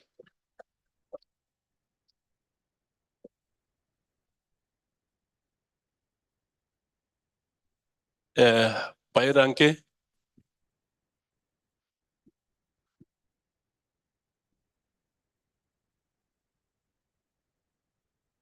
En hoe gaan dit hier? Dit gaan goed hier. All right. Laat ek vir die programdirekteur baie dankie sê vir die geleentheid. En laat ek die geleentheid gebruik ook om ons minister van publieke dienste en administrasie te groet. En Nkosi Zamo Buthelezi. U is baie welkom in onze provincie. Toe ek vanoggend ontmoet het ek vir hom gesê ons het 'n baie mooi provinsie. Is dit nie so nie? Ons het 'n pragtige provinsie. Laat ek ook die geleentheid gebruik om die lede van die provinsiale uitvoerende komitee te groet wat hier is saam met ons.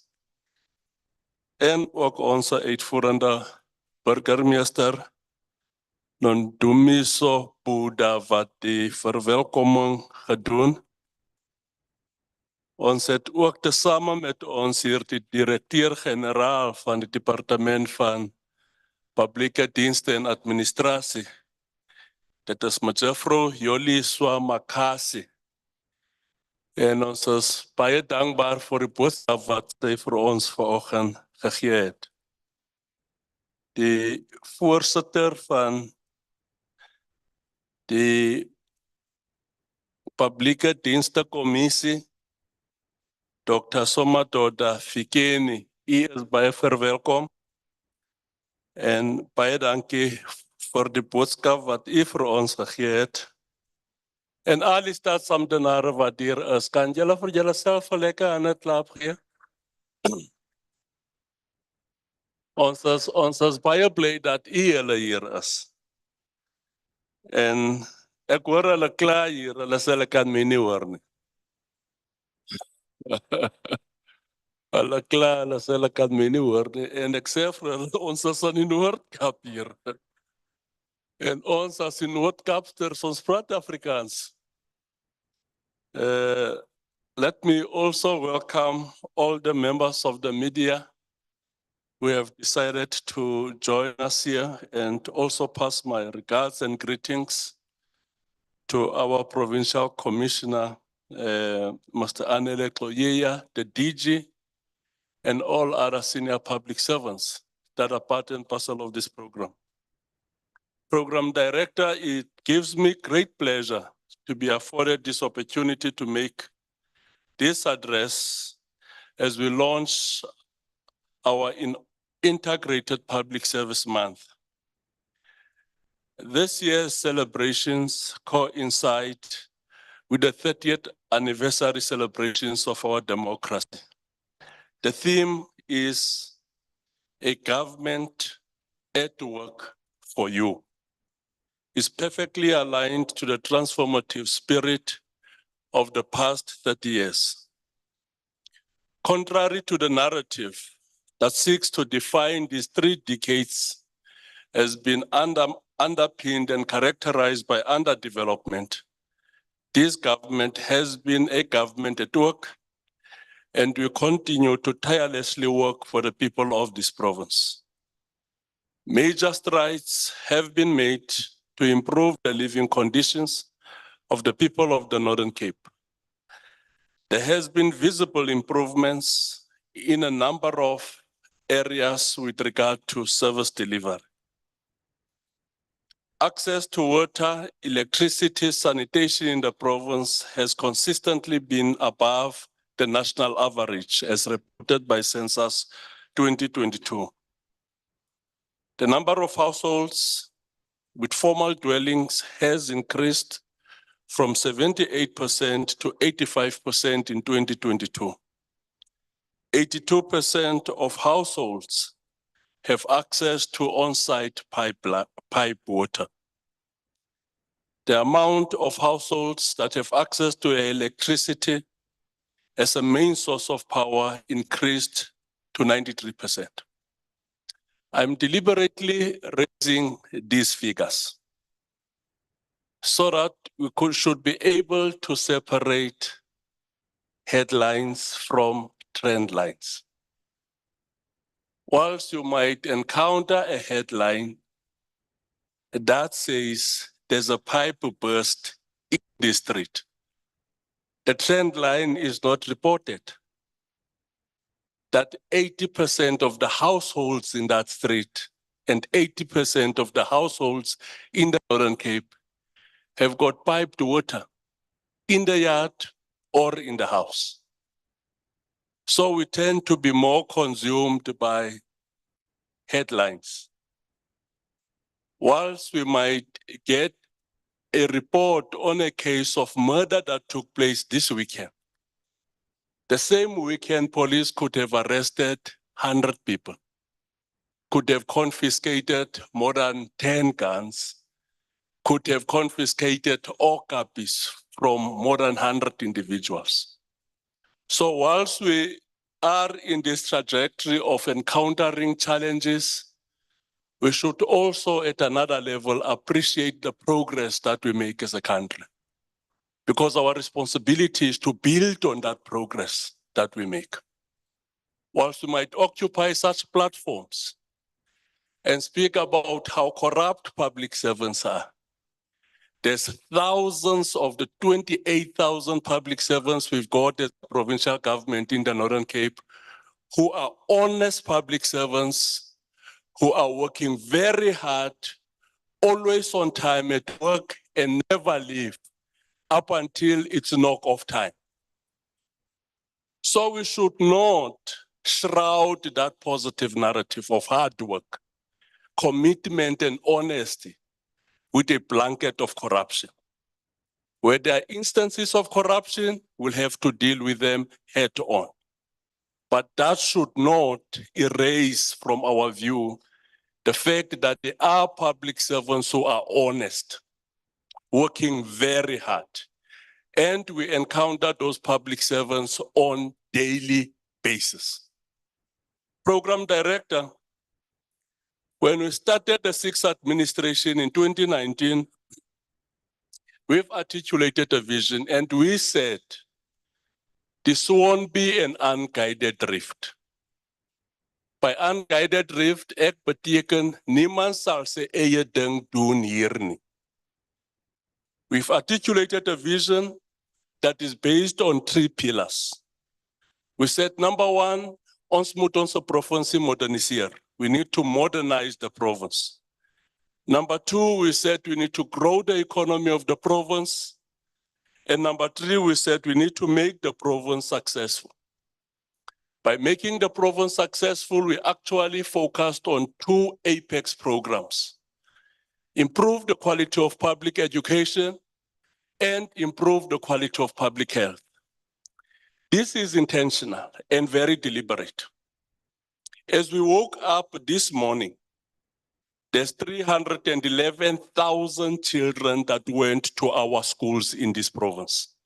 544 of those schools. And in the Northern Cape, more than 95% of our children go to public schools. It's not like other provinces where there's a whole lot of private schools. Here in the Northern Cape, the majority, not only the majority, but the overwhelming numbers of children go to public schools. So our responsibility as government is to ensure that we've got quality public schools, because education is an equalizer in any society. I'm standing here addressing you as the Premier because of education. If I never went to school, I would not have been standing here. So the greatest equalizer in society is education. Hence, we'll have to ensure that our children get exposed to public education. With that focus, over the past 5 years, we've built 19 state-of-the-art schools. I hope you guys can see the kind of schools that we are building now, to the cost of about 2.1 billion, and increase the population of teachers in this province. When we started, we had about 9,200 teachers, and now we've got about 10,300 teachers. Because in each and every school, there should be adequate supply of teachers. Not for children to go to school and sit, have nothing to do because there are no teachers. We've increased the number of teachers. So that is part and parcel of our pillar of identifying education as one of our key programs in the province, in order to ensure that all children in the Northern Cape, doesn't matter what their backgrounds is, but they are exposed to quality public education. The issue which I raised, Program Director, is that we should focus on trend lines, not on headlines. Headlines matter. They raise urgent issues that we need to attend to, but we should also monitor the trend that we are taking as the provincial government. For the first time in 2022, we were ranked amongst the 5 provinces in the country that has got a human development index that is above 0.7. What does that mean? Which means, as I'm sitting here and addressing you today, the 6 provinces in the country with a human development index, which is more than 0.7. And Northern Cape is one of them. What that means is that there is increase in the number of children that have access to education. What I've mentioned, that for the first time in the history of this province, we had more than 300,000 children who are going to school every day. We've never had such a figure. What that also means, that our HDI is above 0.7. There's also an increase in the access to public health institutions in the Northern Cape. Over the past 5 years, we've built 11 community health centers in deep rural areas, areas where you would not have imagined that we are going to have a clinic. We've managed to build them, and that led to increase in community health centers. But also what this means is that there's an increase in the number of people who have been employed. Second quarter of 2020, we had only 255,000 people employed in the Northern Cape. As I'm talking to you now, 314,000 people went to work this morning. There's an increase in the number of people who are employed because the growth in our economy is creating the much needed job opportunities. But in the same vein, we acknowledge and appreciate the fact that 32% unemployment in the Northern Cape is unacceptable, and we should continue to intensify means to reduce these high levels of unemployment. And this 32% of unemployed people in the province, about 60% of them, it's young people. So as the provincial government and all our stakeholders, we must have all hands on deck to ensure that we reduce these high levels of unemployment. So the past 5 years of the sixth administration has been characterized by massive rollout of infrastructure in our province. 21 billion rand of infrastructure was rolled out. I don't know how many of you, the last time you were in one of our most underdeveloped regions and districts in the province, which is called John Taulo Khaidziwe, you should have noticed our massive program to ensure that we put up roads in that district, that each and every major village must be connected by tar to a major area of economic activity. That is what we are currently dealing with, and it's part and parcel of our infrastructure rollout program that has been taking place over the few years. All of this and all of this work is done by public servants. It is done by public servants. And we should defy the narrative that is being created to stigmatize and blackmail public servants. That we should defy, that narrative. Here in our province, our population is about 1.4 million. About 820,000 of our people are receiving social grant beneficiaries. Every day they move in and out of a SASSA office, and they get that service from public servants. And we should appreciate the work that public servants are doing and not fall into a trap of stigmatizing them and also of blackmailing public servants. Like in any other families, there will be those whose behavior will be a major concern to us, and we'll have to deal with those specific cases and appreciate the good work that is being done by the public servants. So with those few words, I want to welcome the minister to our province. And as I close program director, I want to emphasize the fact that our public service is a cornerstone of our vision to build a modern, growing, and successful province. To this end, there are 3 key imperatives for public servants. I want all the public servants who are here to have this as a takeaway. 3 imperatives, which I want you to have as a takeaway. Number 1, public servants must be agile and embrace a culture of continuous learning and self-cultivation. Self-cultivation is one of the major indictments for our public servants. Somebody entered the system about 20 years back with a grade 12, and he still have grade 12 today. That is not inspiring, isn't it? That is not inspiring. As the employer, and if we want to be the employer of note, we must make our workplaces centers of development for public servants.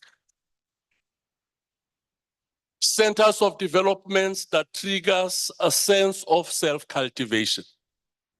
If you entered the system about 20 years back, today you should be sitting with a junior degree and an honors degree.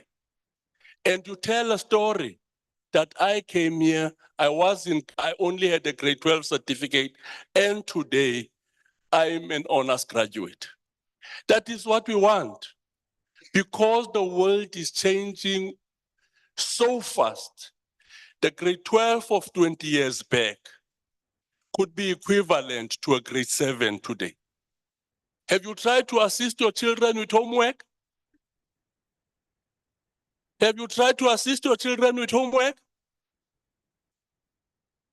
I'm telling you, a homework of a grade 7 child can triple you.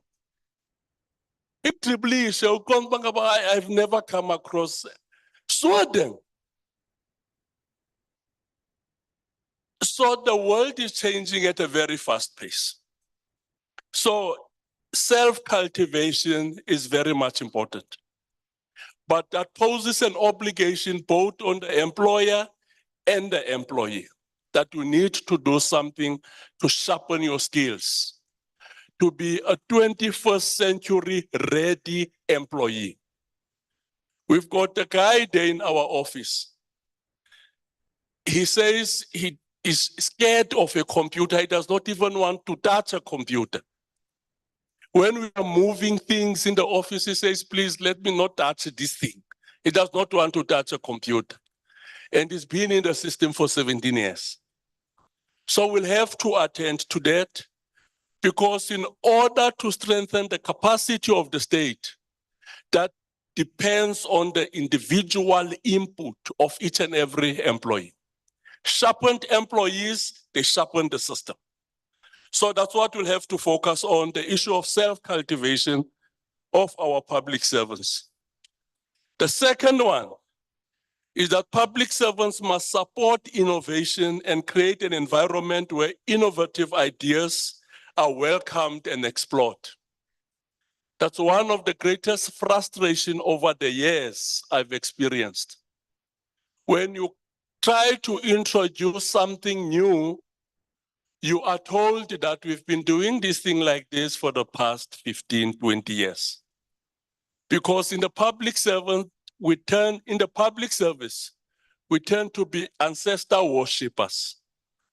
Because it was done like this 20 years back, we should continue doing it even today. We are ancestor worshippers. How our ancestors did it, that's how we are going to do it today. So public servants, vibrant, forward-looking, effective public servants, they support innovation. Each and every day, they generate new ideas on how best to render services. And people that support innovations are people that embraces problems. Because our craftsmanship is problem-riddled. If there's no problems in your department, you are very fortunate. In actual fact, you don't belong there. Our work is problem-riddled. So we need innovative ways to go around those problems and to resolve them. So what we should be doing is to support innovation and not allow anybody to tell us that this is how we've been doing this for the past 20 years. That is the most irritating person you can come across. Every time there's an issue that has to be addressed, he tells you about how the ancestors dealt with those issues. And think that the solutions of yesterday are solutions for today's problems. The world is changing at a very fast pace, so we need a great deal of agility from our public servants. And the last, which is the third, public servants should be forward-looking. They should participate, they should anticipate future trends in order to proactively address the complex problems facing South Africa and the Northern Cape. That is what we expect from our public servants, to have a capacity to anticipate future trends. If we've got that capacity, we would know what would pose as a major problem. Next year, we would know today what would pose as a major problem 5 years to come, so that we are able to address problems before they evolved into a crisis situation. So with those few words, thank you very much for coming and showing up today, which means you appreciate what you are doing and you appreciate the role that you make in the society. Thank you very much, Program Director. Siyabulela Premier, much appreciated. Colleagues, modern, growing and successful province. On your tables, we have an agenda that looks like this. Can each and every one of you, please, there is, what do we call this, DQ code? QR code.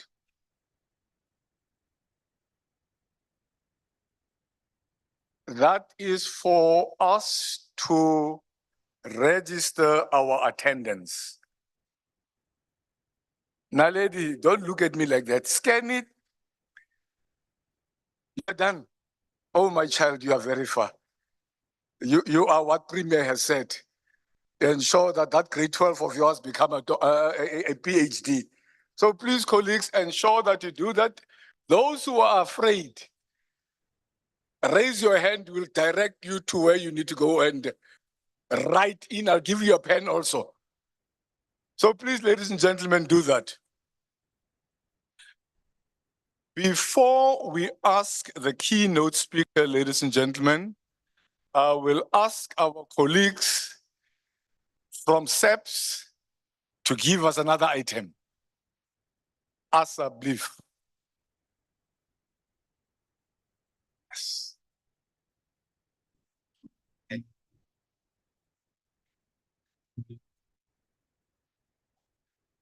Oh, give me hope, Joanna.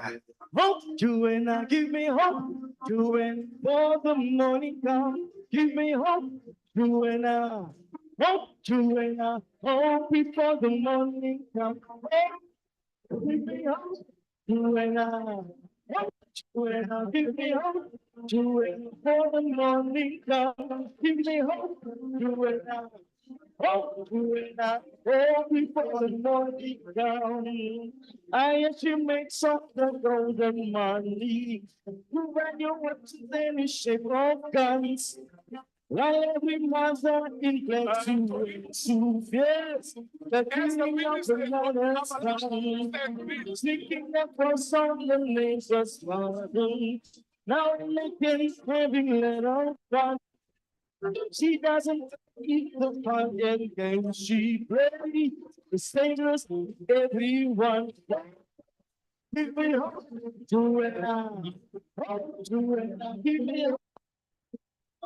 Morning come. Give me hope, Joanna. Hope, Joanna. Hope before the morning come. Give me hope, Joanna.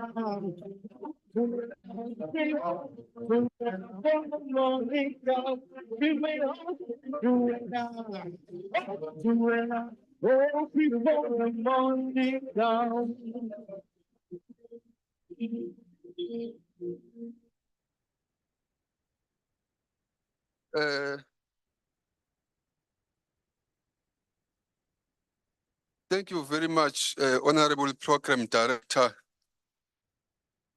The director indeed, Mr. Bekeke, if I've got it right. You know, yesterday on a prayer, when I came here, I cannot express the cruelty that I experienced in your province. Because I was told that this is not KwaZulu-Natal. So KwaZulu means heaven. So we are the people of heaven and we speak the language of heaven. So I was told here that never here. Julle is mense van die land. Zuid-Afrika en hulle praat Afrikaans. So I'm going to disappoint you because you said something as if ek verstaan nie Afrikaans. Ek het seker gemaak dat ek leer bietjie net om te groet en koste fra.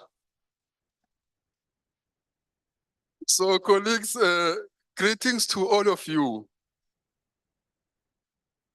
First and foremost, I want to respectfully greet my premier, whom I call my friend, Dr. Zamani, and all members of your executive. You know, yesterday when we were having a briefing meeting through Zoom, I was extremely excited by the expression of your staff members in relation to your attitude about this event. I already felt warmth of your province and your keen interest to serve.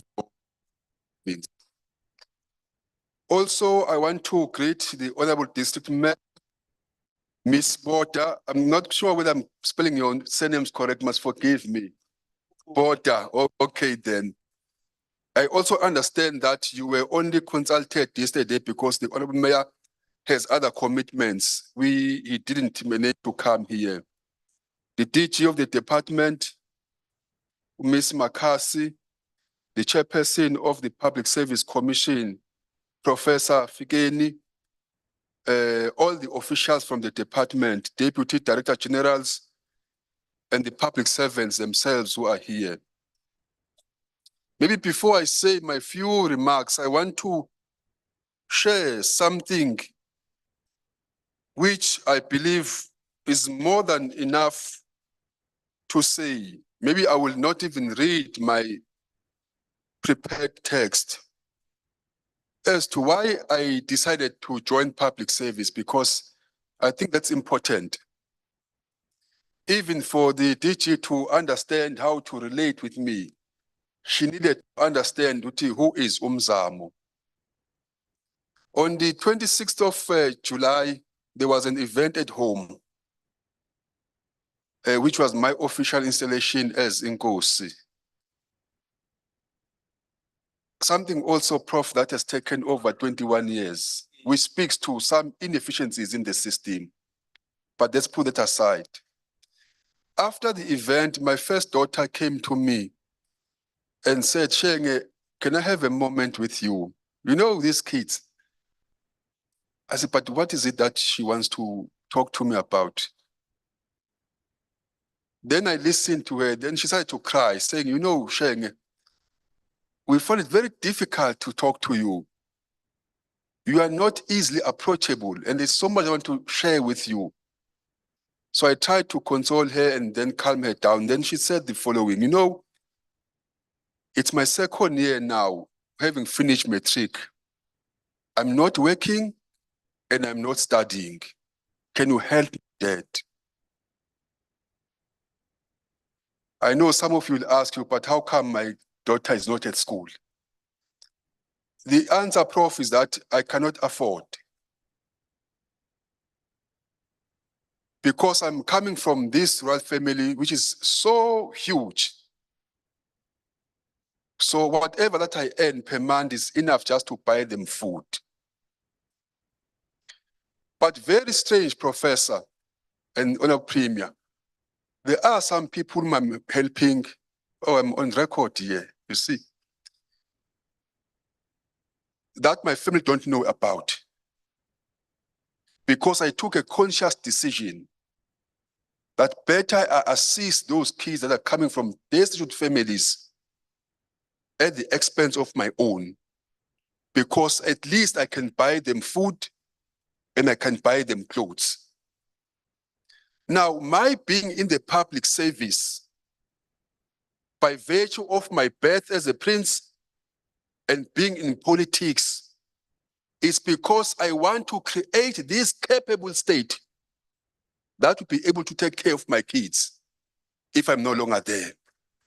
So every single day when I wake up, that's why I ask them to sing that song, because that's what drives me every day. Singing, crying, I wake up every day with this deep desire to say, I know that some days I will no longer.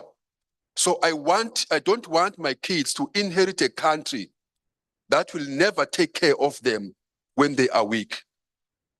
So some of us in the public service are earning handsomely, DG. And we forget that tomorrow you may get into your car, drive back home and be involved in a car accident. That will completely destroy you. And the little money you think you have shall never sustain you. So is this state that you are working for able to take care of you, give you the same medical that you are affording while you're still working? That is what we are up to. Ours is not just any ordinary work, but it's that extraordinary. Some of you are very smart. You could have gone to the public sector and become whatever that you wanted to, but you chose not. Colleagues, we are launching here what you call the Public Service Month. So for me, to stand here before you is an honor. And to be in this very beautiful province of the Northern Cape, specifically in this historic city of Kimberley, as we officially launch the 2024 Integrated Public Service Month, humbles me indeed.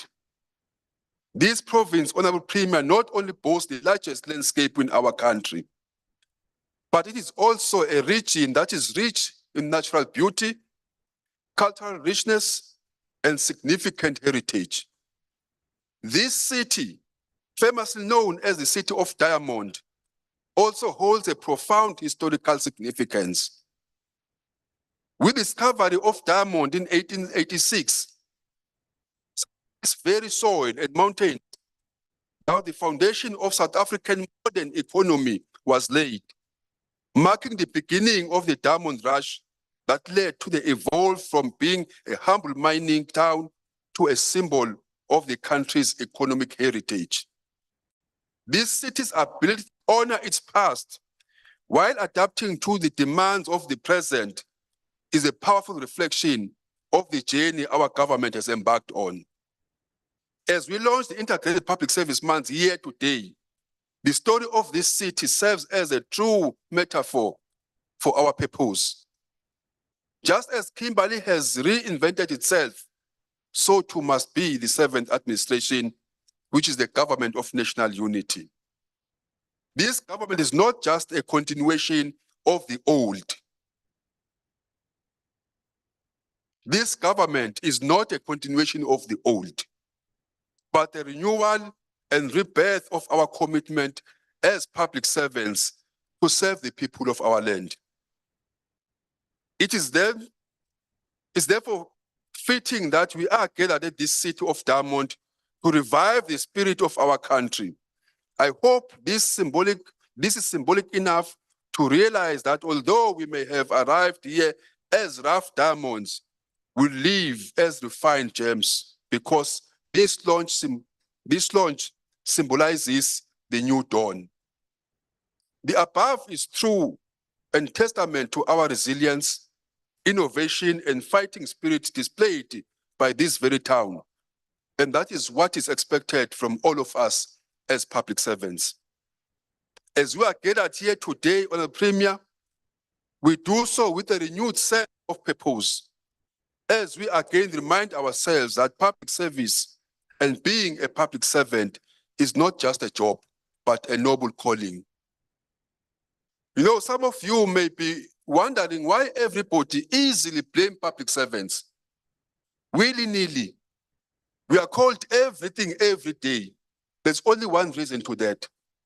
And because those to whom so much is given, so much is expected. Each of us seated here, including those who have joined us via streaming, they are playing a critical role in building a capable, ethical, and developmental South Africa. We are carrying a flag of being the custodians of progress of our nation, and the trust of over 60 million of our people rests on our hands. How many of us have paid attention to the fact that public servants only consume more or less about 1.3 million, and we are servicing over 60 million? If you divide that 1.3 divided by 60, it tells you how many people each and every one of us is servicing every day. We carry a flag of being the custodian of progress, as I've said, of our nation, and the trust of over 60 million of our people rests in our hands. This is why even our approach this year's Integrated Public Service Month has evolved from being a September event to a year-round commitment that ensures that every national, provincial, and local government department works together and in unity when it comes to addressing the most pressing challenges faced by our people.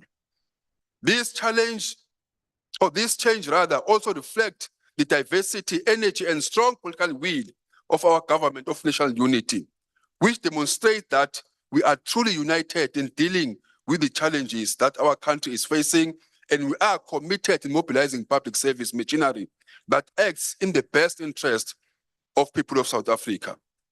As I mentioned at the recently held media briefing in Pretoria, that our theme this year is a government that works for you. Here we're speaking to the South Africans, that we work for them. Who is government? Government is the same as the people of this country. So we are in a business of serving our own fellow citizens. And this is not just a slogan, but a call to action and a appreciation to men and women who have dedicated their lives to serve their fellow citizens. Our Integrated Public Service Month under the theme, A Government That Works for You, is also a recognition of those public servants who have gone above and beyond their duties in creating a lasting impact both in government and in the society. This launch also offers a unique moment for all of us. We are not only celebrating 30 years of the past post-apartheid public service, but we are also reflecting, recommitting, and reviving our efforts in restoring public trust. While we are aware of the challenges and the reasons that led us to the eroding public service, which is something that we are committed to address in this 7th administration, we must not forget that public service, much like the heart to the body, is vital to the functioning of our country. Without it, South Africa cannot thrive. Colleagues, we are the Alpha and Omega. Therefore, our responsibility that we are carrying is immense. Each decision will directly impact the lives and livelihood of millions of South Africans in this country. And therefore, as public servants, we are compelled to work diligently and rebuild our relationship with the communities that we serve. Let us embrace this calling to serve with pride and relentless commitment to excellence. That, colleagues, is the only way to go and the only way to earn the public trust. It's important that we build on the strength of our government while taking decisive measures to root out inefficiencies and all the elements that do not serve our people. We need to go back to our respective roles with an enthusiasm that ensures that every action we take when performing our duties and responsibilities takes us closer to a South Africa we all aspire to be proud of. Again, as I mentioned during the media briefing, Prof, the department has identified key priorities and programs that will strengthen intergovernmental collaboration while providing solutions to the challenges we face. We will enhance our monitoring and evaluation system to ensure that our government is both responsive and effective. It's very important that we actively engage with the communities we serve, listen to their needs, and respond with tangible actions. Failing to do this will not only erode the public trust, but will weaken the same integrity that I keep strongly emphasizing. If we all can recommit ourselves to the cause by closing all the leakages within the system, fighting all the elements of corruption and all that which undermines the service delivery, if we uphold the principles of Patupile and commit to excellency, then we can say we collectively contributed to a government that delivers. Colleagues, diversity and inclusion remain central to our progress. We are committed to ensuring compliance with legislation that prioritizes representation of women, youth, and people with disability in senior management positions, as well as any other advancement opportunities that exist. It has been proven through surveys and stats that diverse leadership brings fresh perspective, which is why it's essential that our public service reflects the people we serve. Again, Program Director, we also cannot shy away from the pressing concern, which is the state of our economy. The very same reason why economic transformation remains #1 priority in our government. Initiatives like the Northern Cape Green Hydrogen Master Plan, a project aimed at reducing climate emission, as well as the Epic Industrial Park, currently functioning as a vacation ground, are not just about economic growth, but also about creating meaningful job opportunities, especially for youth, because investing in their future is an investment to the future of our country. This integrated public service month, going beyond, should be an opportunity for us to reaffirm our commitment to ethical government and accountability. My trust in you is built on a strong foundation. Or rather, my trust in you, build a strong foundation, lies in the faith that I have in each and every one of you, because I'm confident that you are not only the architects of a capable and ethical nation, but you are also the builders of such. Every morning when you wake up to go and serve, know and appreciate that your dedication and integrity is the only cornerstone upon which the progress of our nation rests. As we pursue social transformation, prioritizing education and skills development should be essential in making a capable and developmental state a reality. Indeed, we remain fully committed to educational reforms, particularly within the agricultural education, as we must bear in mind that food security is a risk. It's imperative, therefore, that we adequately equip young people with the requisite skills they need so that they can thrive in whichever specialization they choose in the field of agriculture and agro-processing. Colleagues, in addressing our social ills that have become the enemy of our progress as a country, we have no choice but to unite with our communities to combat crime, violence, extortion, kidnapping, and substance abuse through active partnership and by collaborating with our law enforcement agencies, community policing forum, and civil society to create safer communities for all. At the heart of all our efforts lies the public service, the very center of everything we aim to achieve. Without public service, there is no future, as all of our ambitions for a better South Africa begins and ends with yourselves as public servants. We are the center hold. Just as the heart is essential to the body, so are we to the citizens of this country. And again, I urge each and every one of us here to embrace this month as a time of unique and commitment while aligning our goals with the priorities of the government of national unity, which is to inspire actions and accountability in all that we do. As we conclude our launch, I wish to express my deep gratitude for your presence and active participation. Colleagues, our task is clear. It is to build on the foundation of those who came before us.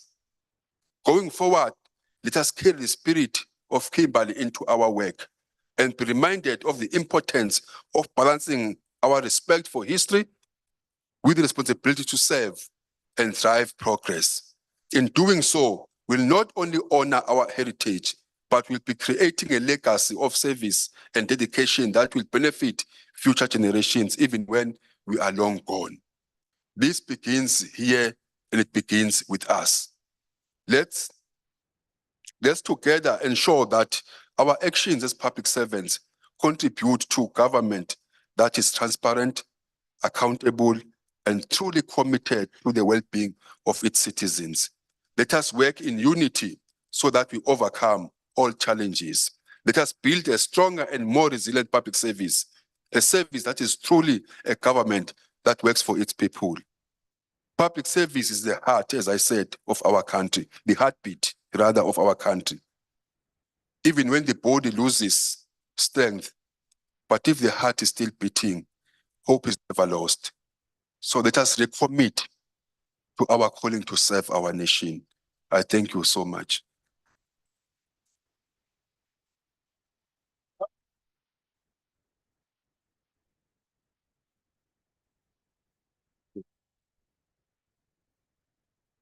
Thank you, ladies and gentlemen.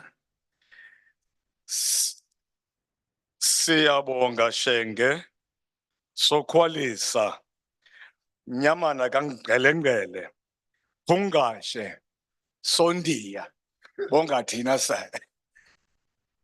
Ladies and gentlemen, I will not regurgitate what our principal indicated here this morning, but just one.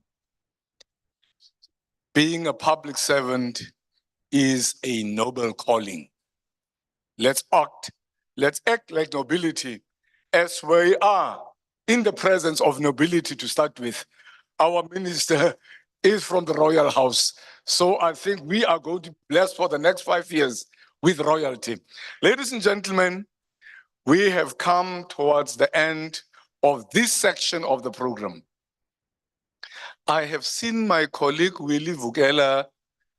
Thank you. Thank you, sir. I thought I've lost you now. Who is going to provide us the vote of thanks and to our principals. But I think from my side, colleagues, much appreciated. I'm so proud of being a person who is residing in this province. Siyabonga.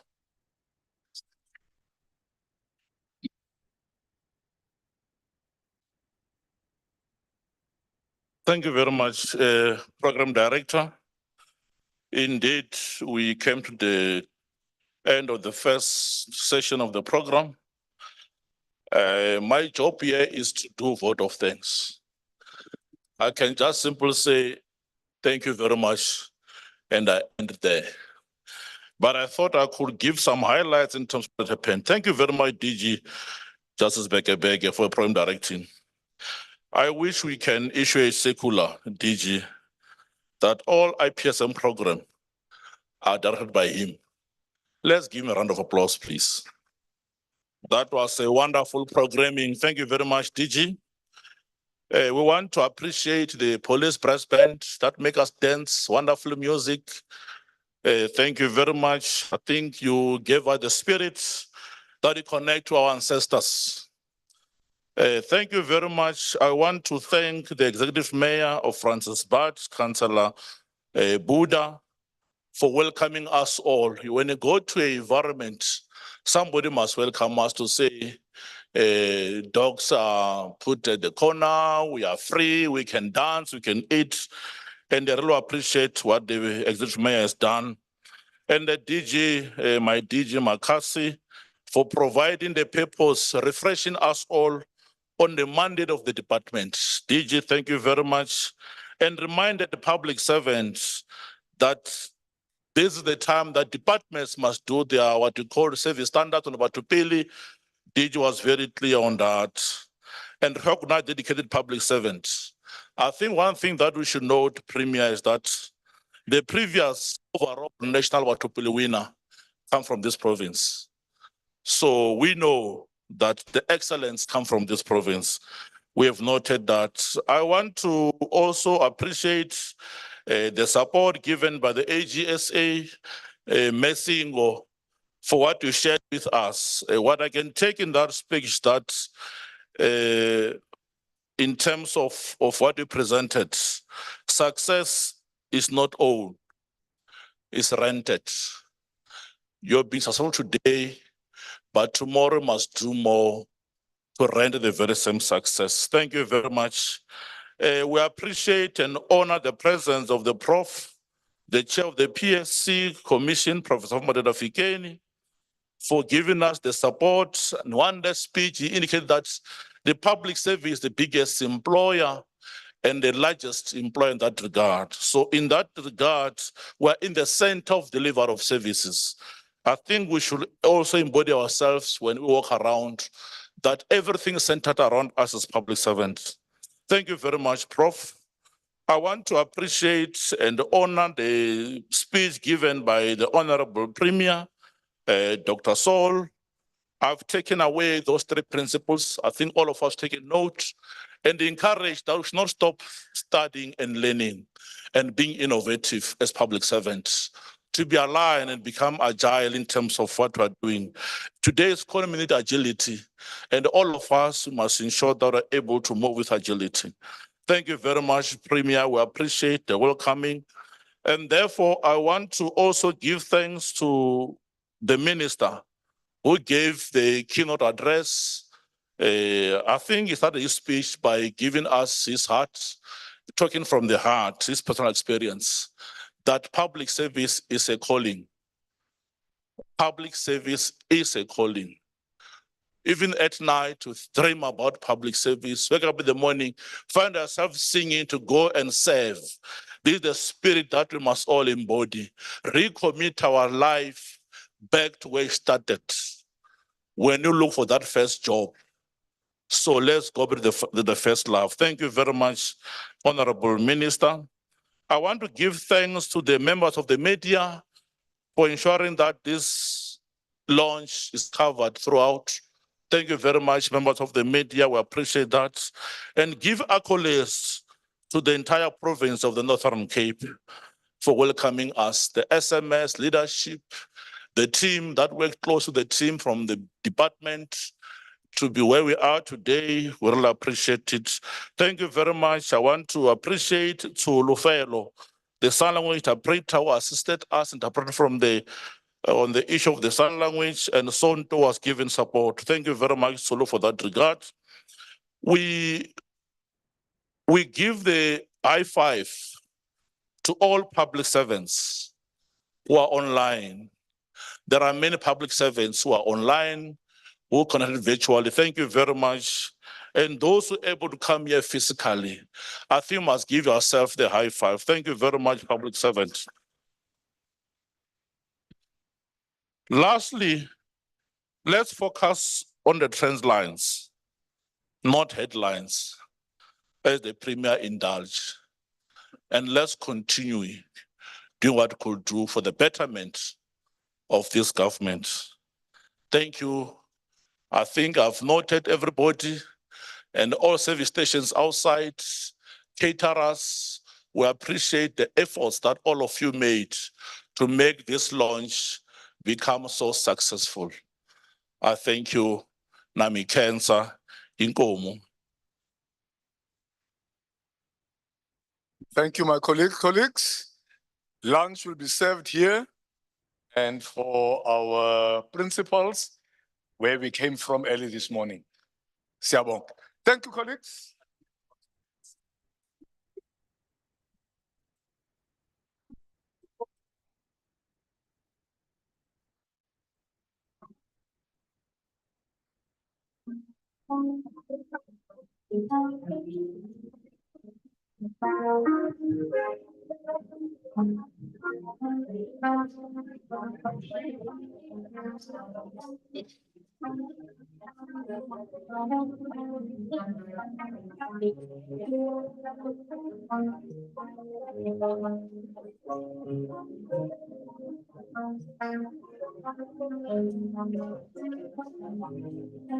I wanna be there when the people start.